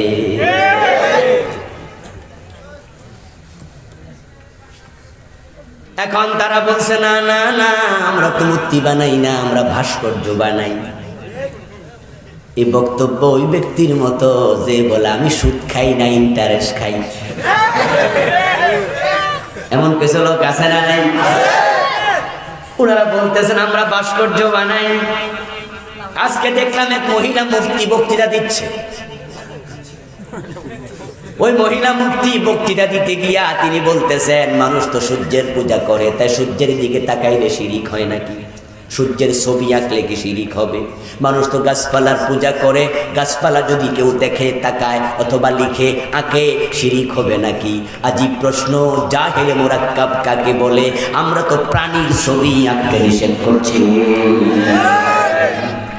সূর্য কি প্রাণী? তুমি কিসের সাথে কি লাগাইয়া? যার ফতুয়া তাকে দিতে দাও, যার ফতুয়া তাকে দিতে দাও।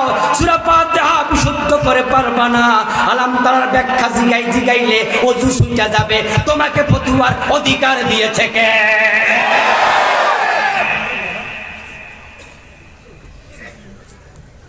আমরা আলেমরা বলছি ভাস্কর্য মূর্তির মাঝে কোনো পার্থক্য নাই, যদি সেটা মানুষ অথবা প্রাণীর সুরত হয়। তোমরা যদি আল্লাহর 99 নাম লাগাইয়া বিশাল ভাস্কর্য বানাও, আমাদের কোনো আপত্তি নাই।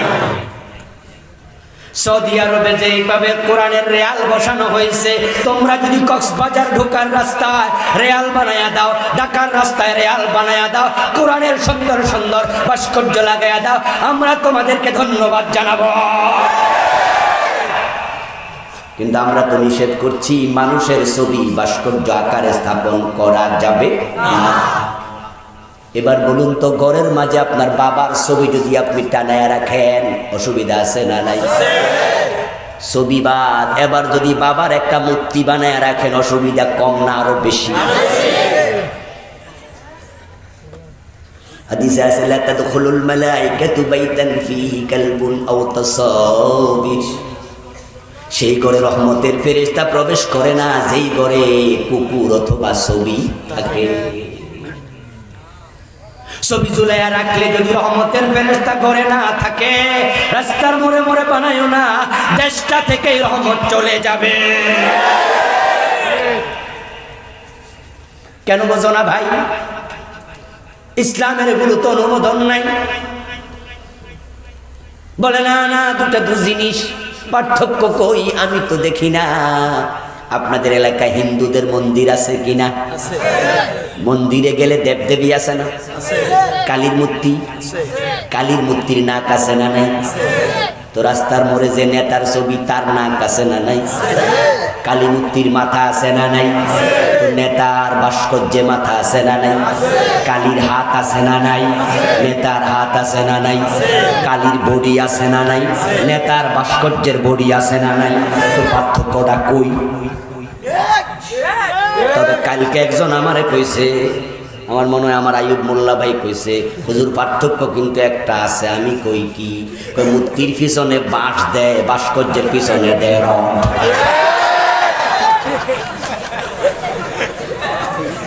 একটার পিছনে রড আর একটার পিছনে বাঁশ, এই পার্থক্য একটা পাইছি।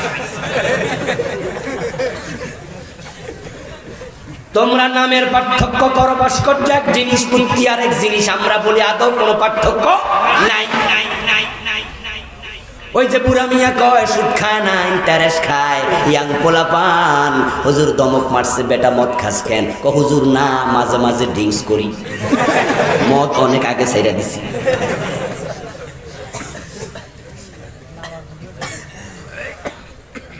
পার্থক্য করো না, আসলে পার্থক্য নাই, শব্দের পার্থক্য। কত নাম কত নাম। আমি আজকেও গাড়িতে বসে বলছিলাম শব্দের পার্থক্য আছে। আপনারা বলেন থিও, কয় না? থিও মানে কি? আমরা কুমিল্লা এলাকা কয় খারা, শুদ্ধ ভাষায় দাঁড়াও, সিলেটে কয় উবাও। কি কয়? বিয়ে করার পরে কেউ কয় বধূ, কেউ কয় স্ত্রী, কেউ কয় বউ, ঠিক না? জিনিস তিনটা হয়ে গেছে। এক জিনিস কেউ কয় লাউ, কেউ কয় কদু, কেউ কয় স্ত্রী, কেউ কয় বধূ। কেউ আনন্দ, কেউ কয় পূর্তি। বাস্তব হলো যেটাই ভাস্কর্য সেটাই মূর্তি। কোনো পার্থক্য? এখন তুমি যদি মূর্তি বানায়া তার কাছে যাইয়া নত হও, ফুলের মালা দাও, তার প্রতি তোমার শিরকের সূচনা হয়ে গেল। থামো, শিরক করো না। বাংলাদেশে চলছে অনেক শিরিক। মাদ্রাসায় যাইয়া, মসজিদে যাইয়া আল্লাহর সিজদা দেয়, আবার কিছু মুসলমানের সন্তান মাজারে গিয়ে ফিরে রেও মসজিদে আল্লাহকে সিজদা দিল, দরবারে পীর সাহেবের পায়ে দিল। ওই লোকের ঈমান আছে না গেছে? শিরিক হলো আল্লাহর গুণ, আল্লাহর জাত, আল্লাহর সিফাত, আল্লাহর হুকুমত, আল্লাহর কুদরত, যেটা আল্লাহর জন্য নির্ধারিত সেটার সাথে অন্যকে শামিল করার নামই হলো শিরক। এই বিষয়ে আমি একটি বই লিখেছি। বাংলাদেশের চলমান 29টা শিরিক লিখেছি। একটা করলে খবর আছে। চলছে শিরিকের বিশাল ভয়াবহ বন্যা। এমন বন্যা রে ভাই, বর্ষাকালে খালে বিলে নদীতে পুকুরে সাগরে সমুদ্রে সব জায়গায় পানি আর পানি দেখা যায়। বাংলাদেশে কোরআনের চশমা লাগাইয়া তাকালে বাজারে ঘাটে সব জায়গায় শিরিক পাওয়া যায়। মসজিদে আমরা যখন ঢুকি তখন কোন পা দেই? কথা বলুন, কোন পা? বের হওয়ার সময় কোন পা? নামাজ শুরু আল্লাহু আকবার দিয়া, ঠিক না? নামাজ শেষ সালাম ফিরাইয়া। ইমাম সাহেব মাগরিবের নামাজ পড়ায় 3 রাকাত ফরজ। এটা কার আইন? ভুলে যদি 4 রাকাত পড়াতে চায়, পিছন দিয়া লোকমা আছে না? মসজিদের সভাপতি যদি ঘোষণা দেয় আজকে একটু ব্যস্ততা আছে, তাই মাগরিবের ফরজ হুজুর আজকে 2 রাকাত পড়াইয়া দেন, সওয়াব একটু কম হইলে হোক, দরকার হলো অন্য যে 6 রাকাত পড়ে নেব। রাজি হবেন? ইমাম সাহেব হুজুর যদি কয় মুসল্লিরা তোমরা রাজি হইলে হও, না হইলে নাই, আমি কি স্যারের কথা না শুনে চাকরি আরামু? আমিও 2 রাকাত পড়াবো। এমন ইমামের পিছনে আপনারা আছেন, কথা বলতে হবে, নামাজ পড়বেন। আপনারা বলবেন মিয়া তোমার ইমামতি লইয়া তুমি থাকো, আল্লাহর আইন যে মানে না তার সাথে আমরা চলি না। আল্লাহর আইনের বাইরে গেলে ইমামের ইমামতি শেষ, তার লোকমা দেবেন, কথা না শুনলে বাদ দেবেন। এখন যারা দেশের ইমামতি করে 50 বছরে আদালত চালাইলো, আল্লাহর আইনে রায় দেয় না, ওই ইমামদেরকে বাতলানো দরকার আছে না?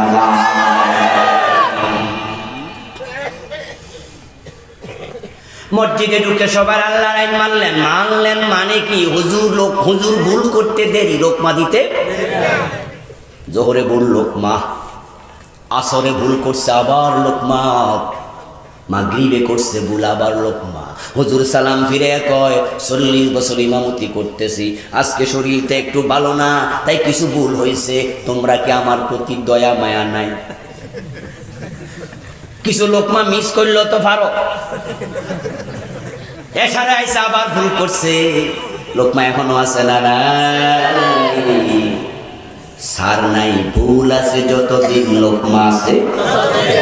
আমরা তোমাদের দুশ্মন না, আল্লাহর আইনের বাহিরে গেছি ইমাম, মুসল্লিরা লোকমা দেয়, যতদিন আল্লাহর আইনে দেশ চলবে না আমরা আলেমেলা লোকমা দিতে থাকবো।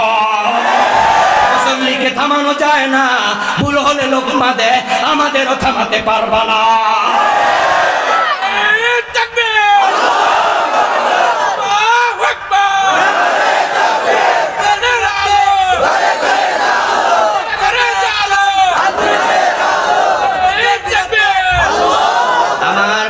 বাবা ছেলে মিলে নামাজ পড়তেছে, বাবা ইমাম, ছেলে মুসল্লি মুক্তাদি। এখন বাবা করছে ভুল, ছেলে যদি মনে মনে শরম পায় বাবার লোকমা দিয়ে কেমনে? তাই বাবার ভুল সহ ছেলেও মাইনা নিল। নামাজ কি একজনেরটা হয়েছে নাকি দুজনেরটাই গেছে? ছেলে তো মুরব্বী হিসাবে ছাড় দিছে, ওটা তো হইতে পারে, আল্লাহ না সব দেখে। আরে ছেলে যে বাবারে লোকমা দেয় নাই, বেয়াদবি যদি হয়, এই হিসাবে আল্লাহ তো মনের খবর জানে। আচ্ছা বাবারটা নয় বাদ, ছেলেরটা তো আল্লাহ কবুল করলেও করতে পারে, ঠিক না? আল্লাহর আইনের ব্যাপারে বাবারেও সারা যায় না। তাই তোমাদেরকে বলছি, দলের কথা ভুলে যাও, আল্লাহর গোলাম হয়ে যাও।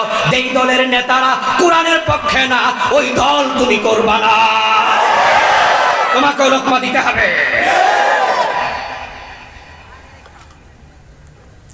শিরকের ভয়াবহ বন্যা চলছে।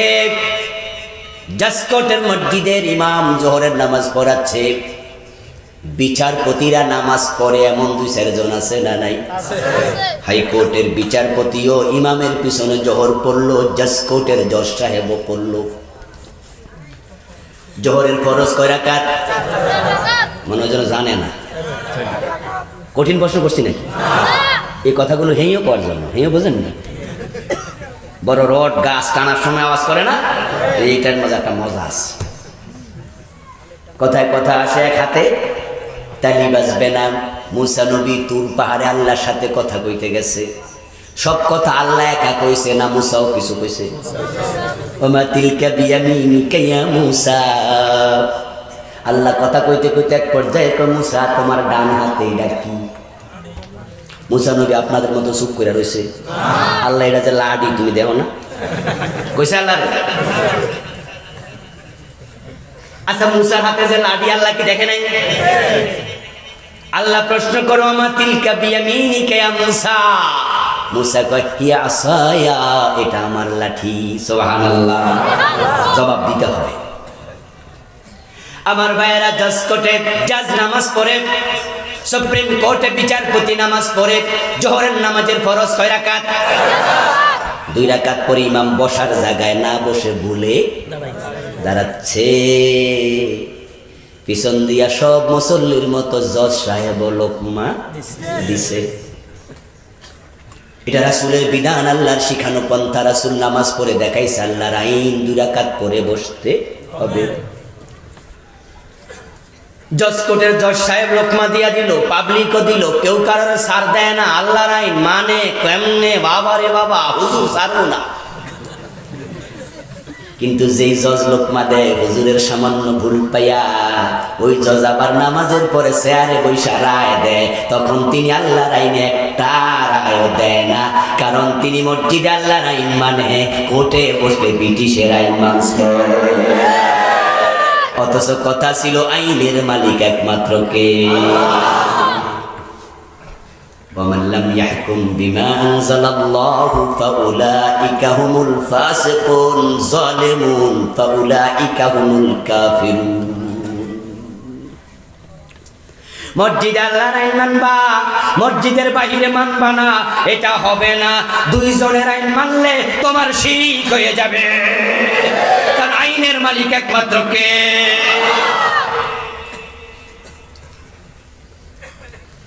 এখন বন্ধু, আলহামদুলিল্লাহ আলহামদুলিল্লাহ, আমরা যারা কোরআনের কথা বলি, আল্লাহর আইনের কথা বলি, যখন আমরা দেখি আল্লাহর আইনের আয় হয় না, আমাদের অন্তরে, আমাদের কলিজায় রক্তক্ষরণ শুরু হয়ে যায়।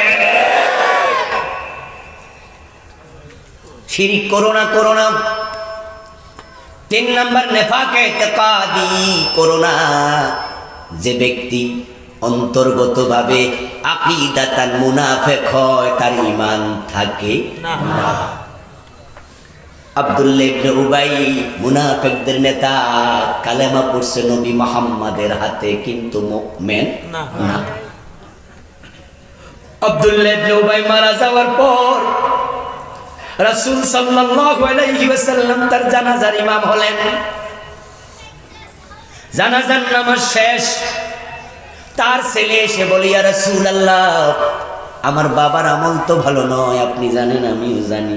আপনি দয়া করে আপনার গায়ের জামাটা যদি খুলে দিতেন, ওই জামার ভিতরে তার লাশটা ঢুকামু, তারপরে আপনার জামা সহ কবরে দেব, যেন জামার ওসিলায় কবর আযাব বন্ধ থাকে। মদিনার প্রেসিডেন্ট নবী মুহাম্মদুর রাসূলুল্লাহ গায়ের জামাটা খুলে দিলেন। কত দয়ার দিল, রাহমাতুল লিল আলামিন। ওই জামা পেঁচাই আব্দুল্লাহ ইবনে উবাইর লাশ কবরে রাখা হবে। রাসূল সাল্লাল্লাহু আলাইহি ওয়াসাল্লাম আব্দুল্লাহ ইবনে উবাইর মাথাটা তিনি রানের উপরে নিলেন, মুখ থেকে পবিত্র থুতু লালা বের করে তার কপালের মাঝে গালের মাঝে লাগাইয়া দিলেন। থুতুর ওসিলায় যদি আল্লাহ কবর আযাব বন্ধ রাখে, কবরে রাখা হলো, কবর সমান করে দেয়া হলো। জিবরিল আমিন হাজির। আল্লাহ তাআলা সূরাতুত তাওবার আয়াত নাযিল করলেন, ওয়ালা তুসাল্লি আলা আহাদিন মিনহুম মাতা আবাদা ওয়ালা তাকুম আলা কবরিহি ইন্নাহুম কাফারু বিল্লাহ। আল্লাহ বলে, হে আমার প্রিয় নবী, এই জাতীয় লোকের জানাজা আর করবেন না, কবরের পাশেও দাঁড়াবেন না। যতই চেষ্টা করেন লাভ নাই, কারণ তাদের অন্তরে ঈমান নাই। নেফাকে ইতিকাদি বড় খারাপ। মুনাফিকের কি কি গুণ আছে আল্লাহ কোরআনের মাঝে মুনাফিকের নামে একটা সূরাও নাযিল করেছেন, সূরাতুল মুনাফিক। এগুলো আপনাদের পড়তে হবে, আপনাদের জানতে হবে, এগুলো থেকে আপনাদের বাঁচতেও হবে। কুফর করা, জোরে বলুন, কুফর করা, শিরিক করা, নিফাক করা। এখন কুফর চিনতে হবে, শিরিক চিনতে হবে, নিফাক চিনতে হবে, এগুলো থেকে নিজেকে বাঁচাতেও হবে। আর বাকি থাকলো দুটা, যেটা করলে আমল বাতিল ঈমান থাকে। তার মাঝে একটা হলো বেদাত। বেদাত যে ব্যক্তি করে তার আমল কবুল হবে না। এখন দেশে বেদাতের অভাব নাই। আমার বন্ধু, মুহররমের 10 তারিখ যখন আসে, 10ই মুহররম ইমাম হুসাইনের ভালোবাসায় পাগল হইয়া হায় হোসেন হায় হোসেন করে এমন একদল লোক বাংলাদেশেও আছে না। তারা কারা? শিয়া। পুরান ঢাকার হোসনি দালান বিল্ডিং থেকে তাজিয়া মিছিল শুরু করে মোহাম্মদপুরের শিয়া মসজিদ পর্যন্ত চলে যায় পায়ে হেঁটে 8 থেকে 10 মাইল। হায় হোসেন হায় হোসেন বলে বলে বুকের মাঝে ছুরি চালায়া রক্ত বের করে দেয়। চাবুক লইয়া নিজের পিঠ পিটাইতে পিটাইতে রক্তাক্ত করে ফেলে। ওই লোকগুলো ভাবছে কত ভালো আমল করছি, অথচ আমরা বলি তোরা পথ হারা।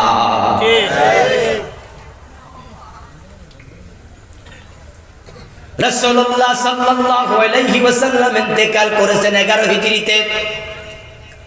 সর্বশেষ সাহাবী আবু তুফাইল রাদিয়াল্লাহু তাআলা আনহু ইন্তেকাল করলেন 101 হিজরিতে। মাঝখানে চলে গেল 90 বছর। 90 বছর সাহাবাগণ জীবিত ছিলেন। রাসূলের ইন্তেকাল 12 রবিউল আউয়াল আসলে হায় মোহাম্মদ হায় মোহাম্মদ সাহাবারা কয়দিন করছে? ইমাম হুসাইন রাদিয়াল্লাহু তাআলা আনহুর ইন্তেকাল হলো, শাহাদাত হলো 61 হিজরিতে। সর্বশেষ সাহাবী আবু তুফাইল ইন্তেকাল করেন 101 হিজরিতে। মাঝখানে চলে গেল 40 বছর। আপনাদের কাছে আমি জানতে চাই আমার ভাইয়েরা, ইমাম হুসাইনের প্রতি সাহাবাদের ভালোবাসা আমাদের চেয়ে কম ছিল না বেশি? তো সাহাবারা হায় হোসেন কয়দিন কইছে কিতাবে দেখাও। বিশ্বনবীর সন্তান ছিল মোট 7 জন, 4টা মেয়ে 3টা ছেলে। হযরত ফাতেমাতুজ জাহরা ব্যতীত বাকি 6 জন রাসূলের জীবদ্দশাতে ইন্তেকাল করছে। রাসূল নিজে তাদেরকে কবর দিয়েছেন। হযরত ফাতেমা বিশ্বনবীর ইন্তেকালের 6 মাস পরে ইন্তেকাল করেছেন। রাসূলের জীবদ্দশায় 6 সন্তান তিনি কবরে দিলেন। তাদের মৃত্যু দিবসে হায় কুলসুম হায় জয়নব কয়দিন কইছে? এখন শিয়ারা পাইল কই? ইসলামে যেটা ইবাদত নয়, সওয়াবের কাজ নয়, ওটা যদি কেউ আবিষ্কার করে আমল করে সেই বেদাতি হয়ে যায়।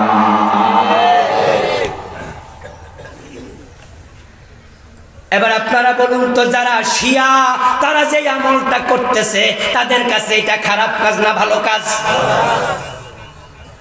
তাজিয়া মিছিল ঢাকায় যারা গেছেন তারা দেখছেন, আমি অনেকবার দেখেছি সেখানে পানির ড্রাম লইয়া যায় গাড়িতে কইরা, যারা আপনার এইরকম করতে করতে ঘামাইয়া যায়, ওরা ঠান্ডা পানি খাওয়ায়। আহারে কিনে কামলটা করতেছে।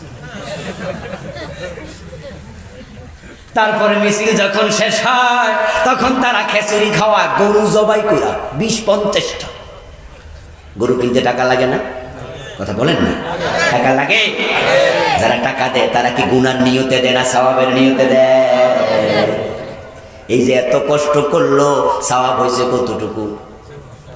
একটাও না। রবিউল আউয়াল মাস আসলে ঈদে মিলাদুন নবী পালন করে এমন একদল লোক বাংলাদেশে আছে না? না, এখানেও দু একজন থাকার সম্ভাবনা আছে। দোস্ত তুমি করো, আমি মাথায় বাড়ি দিতে আসি নাই, একটু কইতে আইছি। শোনো, ভালো লাগলে নিও, না হয় যাওয়ার সময় ফেলে দিও, আমার আপত্তি নাই, কিন্তু একটু শুনতে তো কোনো বাধা নাই, ঠিক না? রাসূলুল্লাহ ঈদ করেছেন কয়টা? আমাদের ঈদ কয়টা? ওই দুই ঈদে নামাজ আছে না নাই? খুতবা আছে না নাই? কেমনে করা লাগবে, কেমনে পড়া লাগবে? নামাজ আগে না খুতবা আগে? কয় রাকাত? সব কিছু হাদিসে আছে কিনা? উদযাপন হবে দুটি ঈদ, ঈদুল আজহা, ঈদুল ফিতর।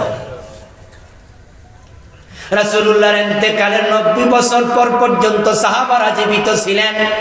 ঈদে মিলাদুন নবী নামে কোন ঈদ কোন সাহাবী পালন করছেন? একটু খোঁজো খোঁজো খোঁজো, পাবে না দোস্ত, পাবে না। আমি আবুল কালাম আজাদ, আমার নাম্বার মাহফিল কমিটির কাছ থেকে নিতে পারবেন। আপনি কালকে পরশু আগামী মাসে আমার ফোন দিয়ে জানাবেন যদি পান। পাওয়া তো দূরের কথা, আমি বলে যাই চ্যালেঞ্জ করে, ক্লিয়ার করে, ঈদে মিলাদুন নবী পালন দূরের কথা, এই বাক্যটাই কোরআন হাদিসে নাই। শুধু মিলাদুন নবী আছে, শুধু মিলাদুন নবী তিরমিজিতে আছে, বাবও আছে। একটা কামেল মাদ্রাসা আলহামদুলিল্লাহ পড়াচ্ছি, 2001 থেকে শিক্ষকতা শুরু, এখন 2020। আজ পর্যন্ত পাইলামই না ঈদে মিলাদুন নবী শব্দটাই পাইলাম না। মিছিল করছে, মিটিং করছে, জশ্নে জুলুস করতেছে। আমি দেখলাম কয়দিন আগে ভিডিওতে ফেসবুকে দিছে, বিশাল এক কেক বানাইছে, মোটামুটি 1-1.5 মণ ওজন, বিশাল কেক। এক পীর সাহেব দেখলাম হজে আমরা যেই কাপড় পরি, হেরামের কাপড়, সে হেরামের কাপড় পরছে, বড় এক ছুরি নিছে, তারপরে হে কইতাছে হ্যাপি বার্থডে টু রাসূলুল্লাহ। আস্তাগফিরুল্লাহ আযীম, আস্তাগফিরুল্লাহ। হ্যাপি বার্থডে টু রাসূলুল্লাহ কইয়া কেক কাটতেছে, কাটার পরে সবাই একজন আরেকজনকে খাওয়াইতেছে আর খুশি। রাসূলের জন্মদিবস পালন করছি, আল্লাহ কত সওয়াব যে দেয় পাওয়া যায় না। শুভেচ্ছার স্বাগতম, বিশ্বনবীর আগমন মিছিল করতেছে। আপনি এটাকে ইবাদত মনে কেন করলেন? এত খুশি কেন হলেন?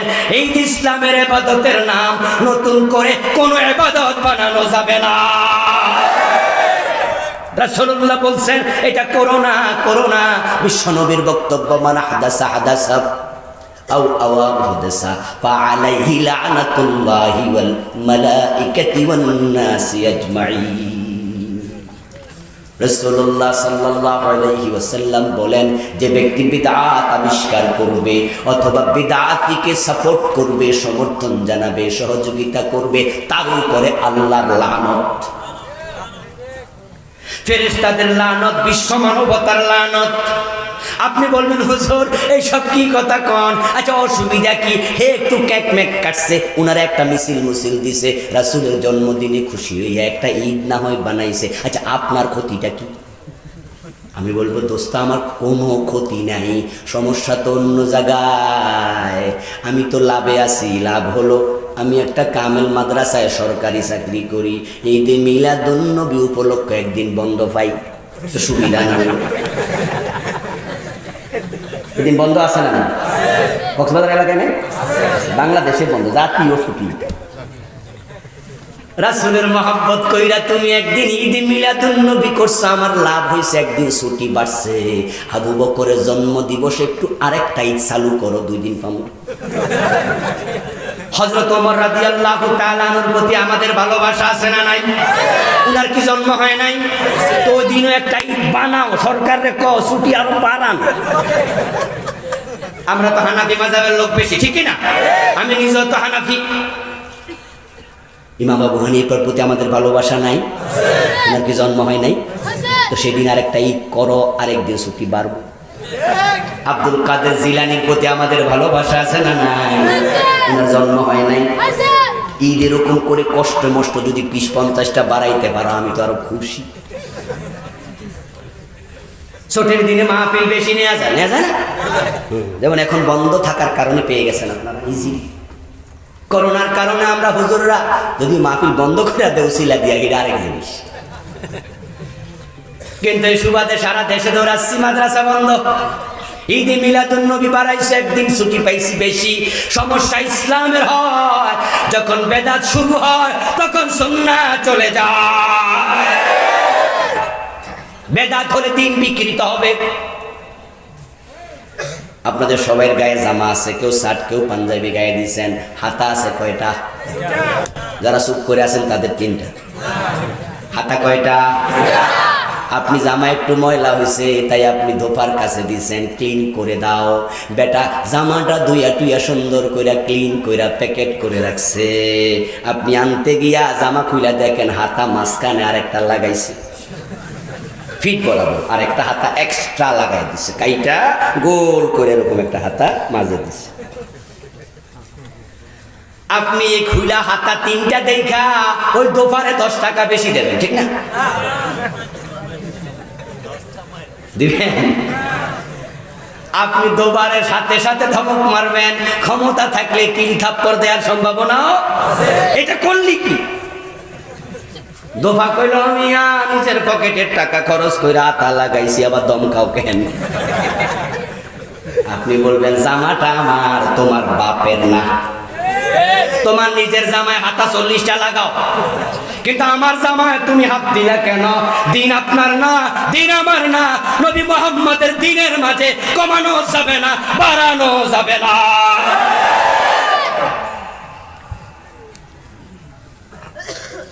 قال النبي صلى الله عليه وسلم من حدث في أمرنا هذا ما ليس منه فهو رد। রাসূলুল্লাহর বক্তব্য, আমার দিনের মাঝে নতুন কিছু যে ঢুকায় সেটা বাদ, সেটা বাদ, সেটা বাদ। আল্লাহর হাবিব বলেন এই বেদাত যদি শুরু করে দাও, আল্লাহ তোমার ফরজ নামাজও কবুল করবে না, ফরজ রোজাও কবুল করবে না, তোমার যাকাত কবুল হবে না, ওয়ালা সারফান ওয়ালা আদলান, তোমার কোন নেক আমল কবুল আর হবে না। তুমি ছাড়ো এসব। আপনারা যারা ক্ষেত খামার করেন, ধান গাছ লাগান, ধান গাছ লাগানোর 15 দিন 20 দিন 1 মাস পরে গিয়ে দেখবেন ধান গাছের সাথে কিছু ঘাস গাছও আছে না নাই? এগুলোর বলে আগাছা। কৃষক যদি খেতে যায় দেখে ধান গাছের সাথে কিছু ঘাস উঠছে, কৃষক খুশি হয়, আমি কত ভাগ্যবান, ধান লাগাইছি সাথে ঘাসও পাইছি। ঠিক বরং কৃষক দেখে যখন ঘাস দেখা যায় টেনে টেনে তুলে ফেলে, মূল শুদ্ধ উপরে ফেলে, কুঠার দেয়, হাত দেয়, বদলা রাখে, কামলা রাখে। ঘাস আছে সেখানে আমার, সেখানে স্টিম রোলার চালাবো সেখানে। এসব ঘাসকে প্রশ্রয় দেয়া যাবে না। এর কারণ কৃষক জানে যদি ঘাস জন্মাতে থাকে ফসল ভালো হবে না। একটা সময় এই ঘাসেই জমিন দখল করে। বাংলাদেশে চলমান 38টা বেদাত নিয়ে একটি বই আমি লিখেছি। আজকের এই প্যান্ডেলও কিছু পাবেন ইনশাআল্লাহ, অল্প কয়টা এনেছি সাথে করে। আপনি বেদাত করবেন না, করবেন না, করবেন না। বেদাত যখন চিহ্নিত হবে, বেদাত থেকে নিজেকে দূরে রাখতে হবে। আমরা না বুঝে কিছু বেদাত করতেছি, কিছু বেদাত করে ফেলতেছি। আমার বন্ধু 5 নাম্বার অপরাধ যেটা করলে আমল কবুল হবে না, ওটা হলো আকলুল হারাম। যারা হারাম খায় তাদের নামাজ রোজা কবুল হয়। নামাজ পড়ে সুদে টাকা লাগায় এমন সুদখোর বাংলাদেশে আছে না নাই? গুগা কক্সবাজারে নাই, আজকের মাহফিলে নাই। 5 ওয়াক্ত নামাজ পড়ে অফিসার, কপালে কালো দাগ আছে, আবার ঘোষ না দিলে পাইলে সাইন করে না। হুজুর ওয়াজ করছে, একবার সুবহানাল্লাহ জিকির করলে পরে সুবহানাল্লাহি ওয়াল হামদুলিল্লাহি তামলাউল মিজান ওয়া তামলাউ মা বাইনাস সামাই ওয়াল আরদ। রাসূলুল্লাহর হাদিস শুনাইছে হুজুর, সুবহানাল্লাহ আলহামদুলিল্লাহ একবার পড়লে আকাশ এবং জমিনের মাঝখান পরিমাণ সওয়াব হয়। তাই 33 বার সুবহানাল্লাহ পড়ি সারি না নামাজের পরে। 1000 টাকা ঘুষ খাইলে অসুবিধা কি? জিকির করে ঘুষ খায়, নামাজ পড়ে সুদ খায়, টুপি মাথায় আছে হজ করেছে ওজনে কম দে মানে বেজাল দে এমন। নামাজ পড়ে সুদ খায়, টুপি মাথায় আছে হজ করেছে ওজনে কম দে মানে বেজাল দে এমন ব্যবসায়ী আছে না নাই? আছে মানে রোজার মাস আসার আগে জিনিসের দাম বেড়ে যায়, ঠিক না? দ্রব্যমূল্য আকাশ ছোঁয়া। ওই ব্যবসায়ীদের আবার টুপি আছে, পাঞ্জাবিও আছে। রমজান মাস আসে টুপির দাম বাইরা যায়, টুপির হিরিং পয়রা যায়, নতুন জামা কিনে। নামাজে মুসল্লির অভাব নাই। রমজানের প্রথম 1 সপ্তাহ তো 2 তলা 3 তলা 4 তলা ভরা যায়। তারাবির নামাজে কত মুসলমান, জিনিসের দাম বাড়াইলো কে? আসমানের ফেরেশতা। অথচ তুমি যাও দোস্ত সৌদি আরবে, যাও আরব বিশ্বের দেশগুলোতে, দেখতে পাবেন রমজান মাসে সৌদি আরব উমরা করার সুযোগ থাকলে যান যান। করোনা কেটে যাক, সুযোগ আল্লাহ আবার দেবেন ইনশাআল্লাহ। কত ব্যবসায়ী মক্কা মদিনায় ইফতার পাঠাচ্ছে, ইফতার খাওয়ানোর জন্য পাগল হয়ে যায়, পাগল। আমার বন্ধু মসজিদে নববীতে আসরের নামাজের একটু পরে গেলাম। রমজান মাস চলছিল, আমার সাথে আমার বিবিও ছিল। গেট থেকে একটু সামনে পা দিলাম, এক পিচ্চি বাচ্চা যায় আমার হাত চেপে ধরলো। হাত চেপে ধরে টানাটানি শুরু করলো। বয়স হবে 8-10 বছর, ছোট্ট মানুষ, হাতে ধরে টানতেছে, তাল তাল আমার সাথে আয়। আমি বুঝতেছি না হে আমার টাইনা কই নেবে। আমার ওয়াইফের আমি বললাম, ওই যে মহিলাদের জায়গা ওখানে তুমি ঢুকে যাও, ইফতারের পরে আবার নামাজ পড়ে একত্রিত হব, বাসায় যাব। ওই বাচ্চা আমারে টানতেছে, টেনে টেনে আমারে এমন এক জায়গায় নিল, গিয়া দেখি সেখানে ইফতারের আয়োজন করে ইফতার বিছায়া রাখছে, লম্বা সফরা দস্তরখানা। আমারে নিয়ে টেনে বসাইল, বসার সাথে সাথে বাচ্চাটা আবার দৌড় মারছে, আরেকজন রানবো। ইফতার করার জন্য বসলাম, সময় হয়ে গেল ইফতারের। ইতিমধ্যে ওই বাচ্চা 2টা মানুষে ধইরা আনছে, তখন দস্তরখানে আর জায়গা নাই, অনেক লোক আমরা বসে গেছি। যারা ইফতারের আয়োজন করছে তারাও আমাদেরকে দিচ্ছে, খাওয়াচ্ছে। মনে হয় যেন এমন আত্মীয় স্বজন, তার পুতের বউ, তার ছেলের বউ আত্মীয় আসছে, এত খুশি খাওয়াচ্ছে। এখন 2 জন হাজির, বসার তো জায়গা নাই। যারা আয়োজনকারী দেখলাম 2-3 জন দাঁড়ায়া তাদের বসাইয়া দিছে। মেহমানদারি কারে কয়? পরক্ষণে আমি আরেক বাঙালি বাইরে বললাম, এই যে পিসি পোলাপান দৌড়াদৌড়ি কইরা কইরা মানুষ নেয়, এগুলো কি ওদের ছেলে মেয়ে, ওদের পোলাপান যারা আয়োজন করছে? কয় জি না হুজুর, ওদেরকে টাকা দিয়া রাখে। বড় মানুষ যদি কেউ কারো হাত ধরে টানাটানি করে, আপনি তো চোর ডাকাত মনে করে ভয় পাবেন। কোথায় নেই, কে নেই, কারা নেই, কোন দিকে নেই, এই জন্য পিচ্ছি রাখছে যেন কারো অন্তরে ভয় না। টাকা দিয়া বাচ্চা পোলাপান গরিব যারা আছে তাদেরকে ভাড়া করে মেহমানদারি করানোর জন্য। রমজান মাস যখন আসে দ্রব্যমূল্য কমায়া দেয়। তাদের আইডিওলজি হলো 11 মাস ব্যবসা করব, রমজান মাস ভর্তুকি দেব, আল্লাহর বান্দারা আরাম করে রোজা রাখবে, খাবার দাবার করবে, এই হলো তাদের চরিত্র। আর আমরা টুপিওয়ালা দাড়িওয়ালা হাজি গাজি, আমাদের চরিত্র হচ্ছে 11 মাস করে চুরি, রমজান আসলে করে ডাকাতি।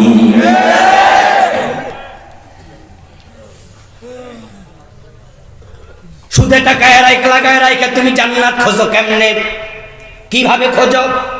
1 টাকা সুদ খেলে 36 বার জিনার গুনাহ হয়। রাসূলুল্লাহর বক্তব্য, মান আকালা দিরহাম রিবা ওয়া হুয়া ইয়ালাম আন্নাহু আশাদ্দু মিন 36 জিনা। 1 টাকা সুদ খাবে 36 বার জিনার গুনাহ হবে। 100 টাকা সুদ খাবে 3600 বার জিনার গুনাহ হবে। 1000 টাকা সুদ খাবে 36,000 বার জিনাকারী হবে।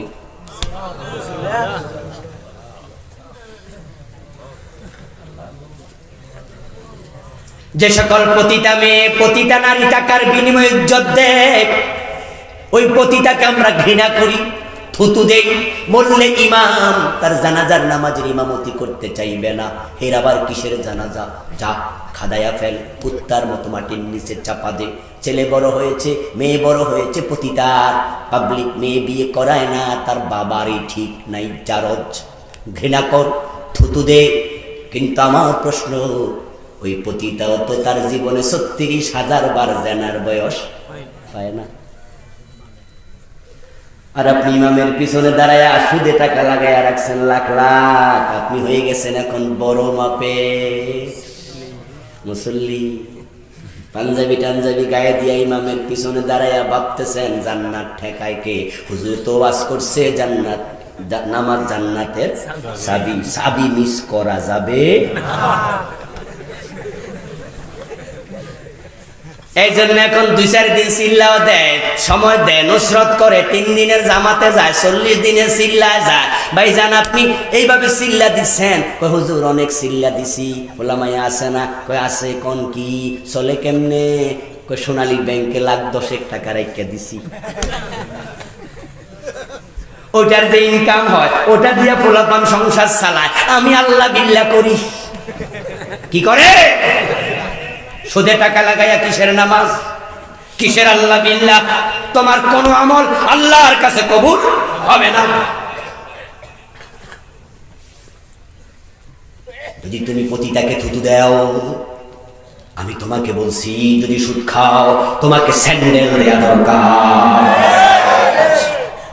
রাতে কানে ধরে গভীর রাতে উঠবস করে তাওবা করো, তাওবা করো, তাওবা করো। আজকে সিদ্ধান্ত নে আর সুদ খাওয়া যাবে না। রাজি আছেন না? নাই ঘুষ খাওয়া যাবে না। বাবাটা মরে গেছে, 10 বছর হয়ে গেল, বোনের জমিটা এখনো দেয় না। আছে না? বোন আসলে চোখ বড় করে ধমকি মারে। যখন বোন মানে না, কয় যে আমার সম্পদ তুমি দিবা না কেন, দেও না, বিচার মিলামু। তখন গলায় জড়াইয়া ধইরা বোনের আদর করে কয় অংশ নিলে ধ্বংস হয়, এই জন্য না দেই না। চলক শোনো,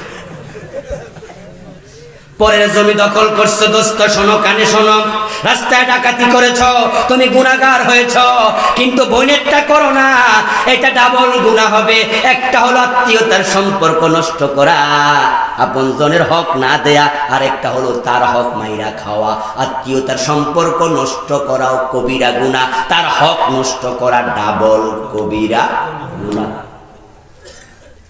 এইভাবে আমরা কতজন কত হারামের সাথে আছি আপনি নিজে জানেন। ও সাহেবুল বাইত তাদরা বিমা ফি, বাড়ির মালিক জানে বাড়ির কোন জায়গায় কি আছে। আপনারটা আমি জানি না, আমারটা আপনি জানেন না, কিন্তু নিজেরটা নিজে সবাই জানেন। এই ওয়াজ জীবন পরিবর্তনের সূচনা। এই 5টা অপরাধ থেকে বেঁচে যাবেন, আপনি হাসতে হাসতে আল্লাহর জান্নাতের মেহমান হবেন। জান্নাতে যেতে চাইলে এই ইবাদতগুলো করা দরকার আছে না? না। হারাম ছাড়েন, হারাম ছাড়েন, নিফাক ছাড়েন, বেদাত ছাড়েন, কুফর ছাড়েন, শিরিক ছাড়েন, আপনি জান্নাতি হয়ে যাবেন। আল্লাহ পাক রব্বুল আলামিন আমাদের সকলকে এই মৌলিক বিষয়গুলো মেনে চলার তৌফিক দিন।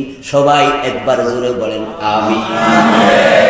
হাযা মা ইনদি ওয়াল ইলমু ইনদাল্লাহ আলাইহি তাওয়াক্কালতু ওয়া ইলাইহি উনীব। আল্লাহ হাফিজ। সম্মানীয় ভাইয়েরা, আমরা দোয়ার দিকে যাচ্ছি। এখানে মনে হয় একটি প্রশ্ন আছে, ছোট্ট একটি প্রশ্ন, উত্তর দেব?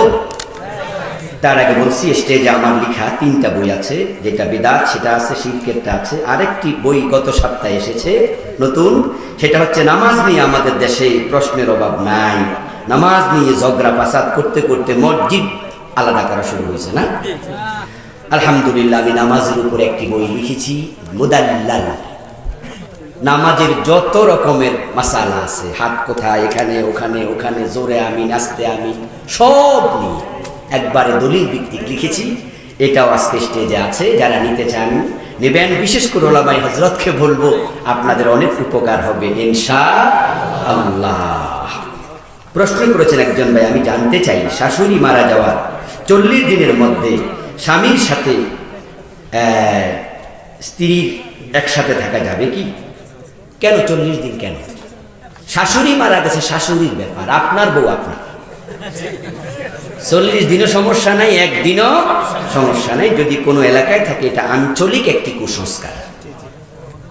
তবে শোক পালন করা, যেই মহিলার স্বামী মারা যায় তার জন্য 4 মাস 10 দিন শোক পালন করা ফরজ। অন্য আত্মীয় স্বজনের জন্য 3 দিন পালন করা জায়েজ, তাদের জন্য ফরজ, ওয়াজিব নয়, জায়েজ। এই শোক পালন করা অবস্থায় যদি ওই মৃত ব্যক্তির স্ত্রী অথবা ছেলে তার নিজের স্ত্রীর সাথে এক বিছানায় থাকতে চায়, শোক পালন করা অবস্থায়ও থাকতে মানা। তাশাহুদে আঙ্গুল রাখবো কিভাবে? তাশাহুদে আঙ্গুল রাখার ব্যাপারে একাধিক হাদিস পাওয়া যায়। বাম হাত থাকবে বাম হাঁটুর উপরে অথবা বাম রানের উপরে, দুটি বর্ণনা, হাঁটুতেও আছে রানেও আছে। আর ডান হাত ডান উরুতে অথবা ডান হাঁটুতে রাখার নিয়ম হবে, রাসূলুল্লাহ যা করতেন নামাজে বসে তিনি করতেন, আঙ্গুল সবগুলো গোল করে একটা তিনি তুলে রাখতেন। একটি হাদিসে পাওয়া যায় তিনি নাড়াতেন, আরেকটিতে পাওয়া যায় নাড়াতেন না। কিন্তু এইভাবে আঙ্গুল সোজা করে 2 হাত একসাথে হাঁটুতে রাখবেন, এটা সুন্নাহ নয়। ক্লিয়ার? আল্লাহ তাআলা আমাদের বুঝার তৌফিক দান করুন। আল্লাহুম্মা আমিন, আল্লাহুম্মা আমিন। আল্লাহুম্মা আনতাস সালাম ওয়া মিনকাস সালাম, তাবারাকতা ইয়া যাল জালালি ওয়াল ইকরাম। ربنا لك الحمد كما ينبغي لجلال وجهك وعظيم سلطانك، والصلاة والسلام على نبينا محمد وآله وأصحابه أجمعين، رب ارحمهما كما ربياني صغيرا। اے رب العالمين, দক্ষিণ দিকুল ইসলামী ছাত্র যুব কল্যাণ সংঘের উদ্যোগে আয়োজিত আজকের মাহফিল তুমি কবুল করে নাও। আমরা যারা দোয়া করছি, আমাদের জীবনের গুনাহগুলো মাফ করে দাও।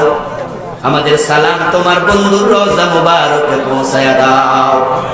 ইয়া আল্লাহ, আমরা যারা এসেছি, কারো মা নাই, কারো বাবা নাই, দাদা নাই, দাদি নাই, নানা নাই, নানি নাই, আপনজন প্রিয়জন চলে গেছেন অন্ধকার কবরে।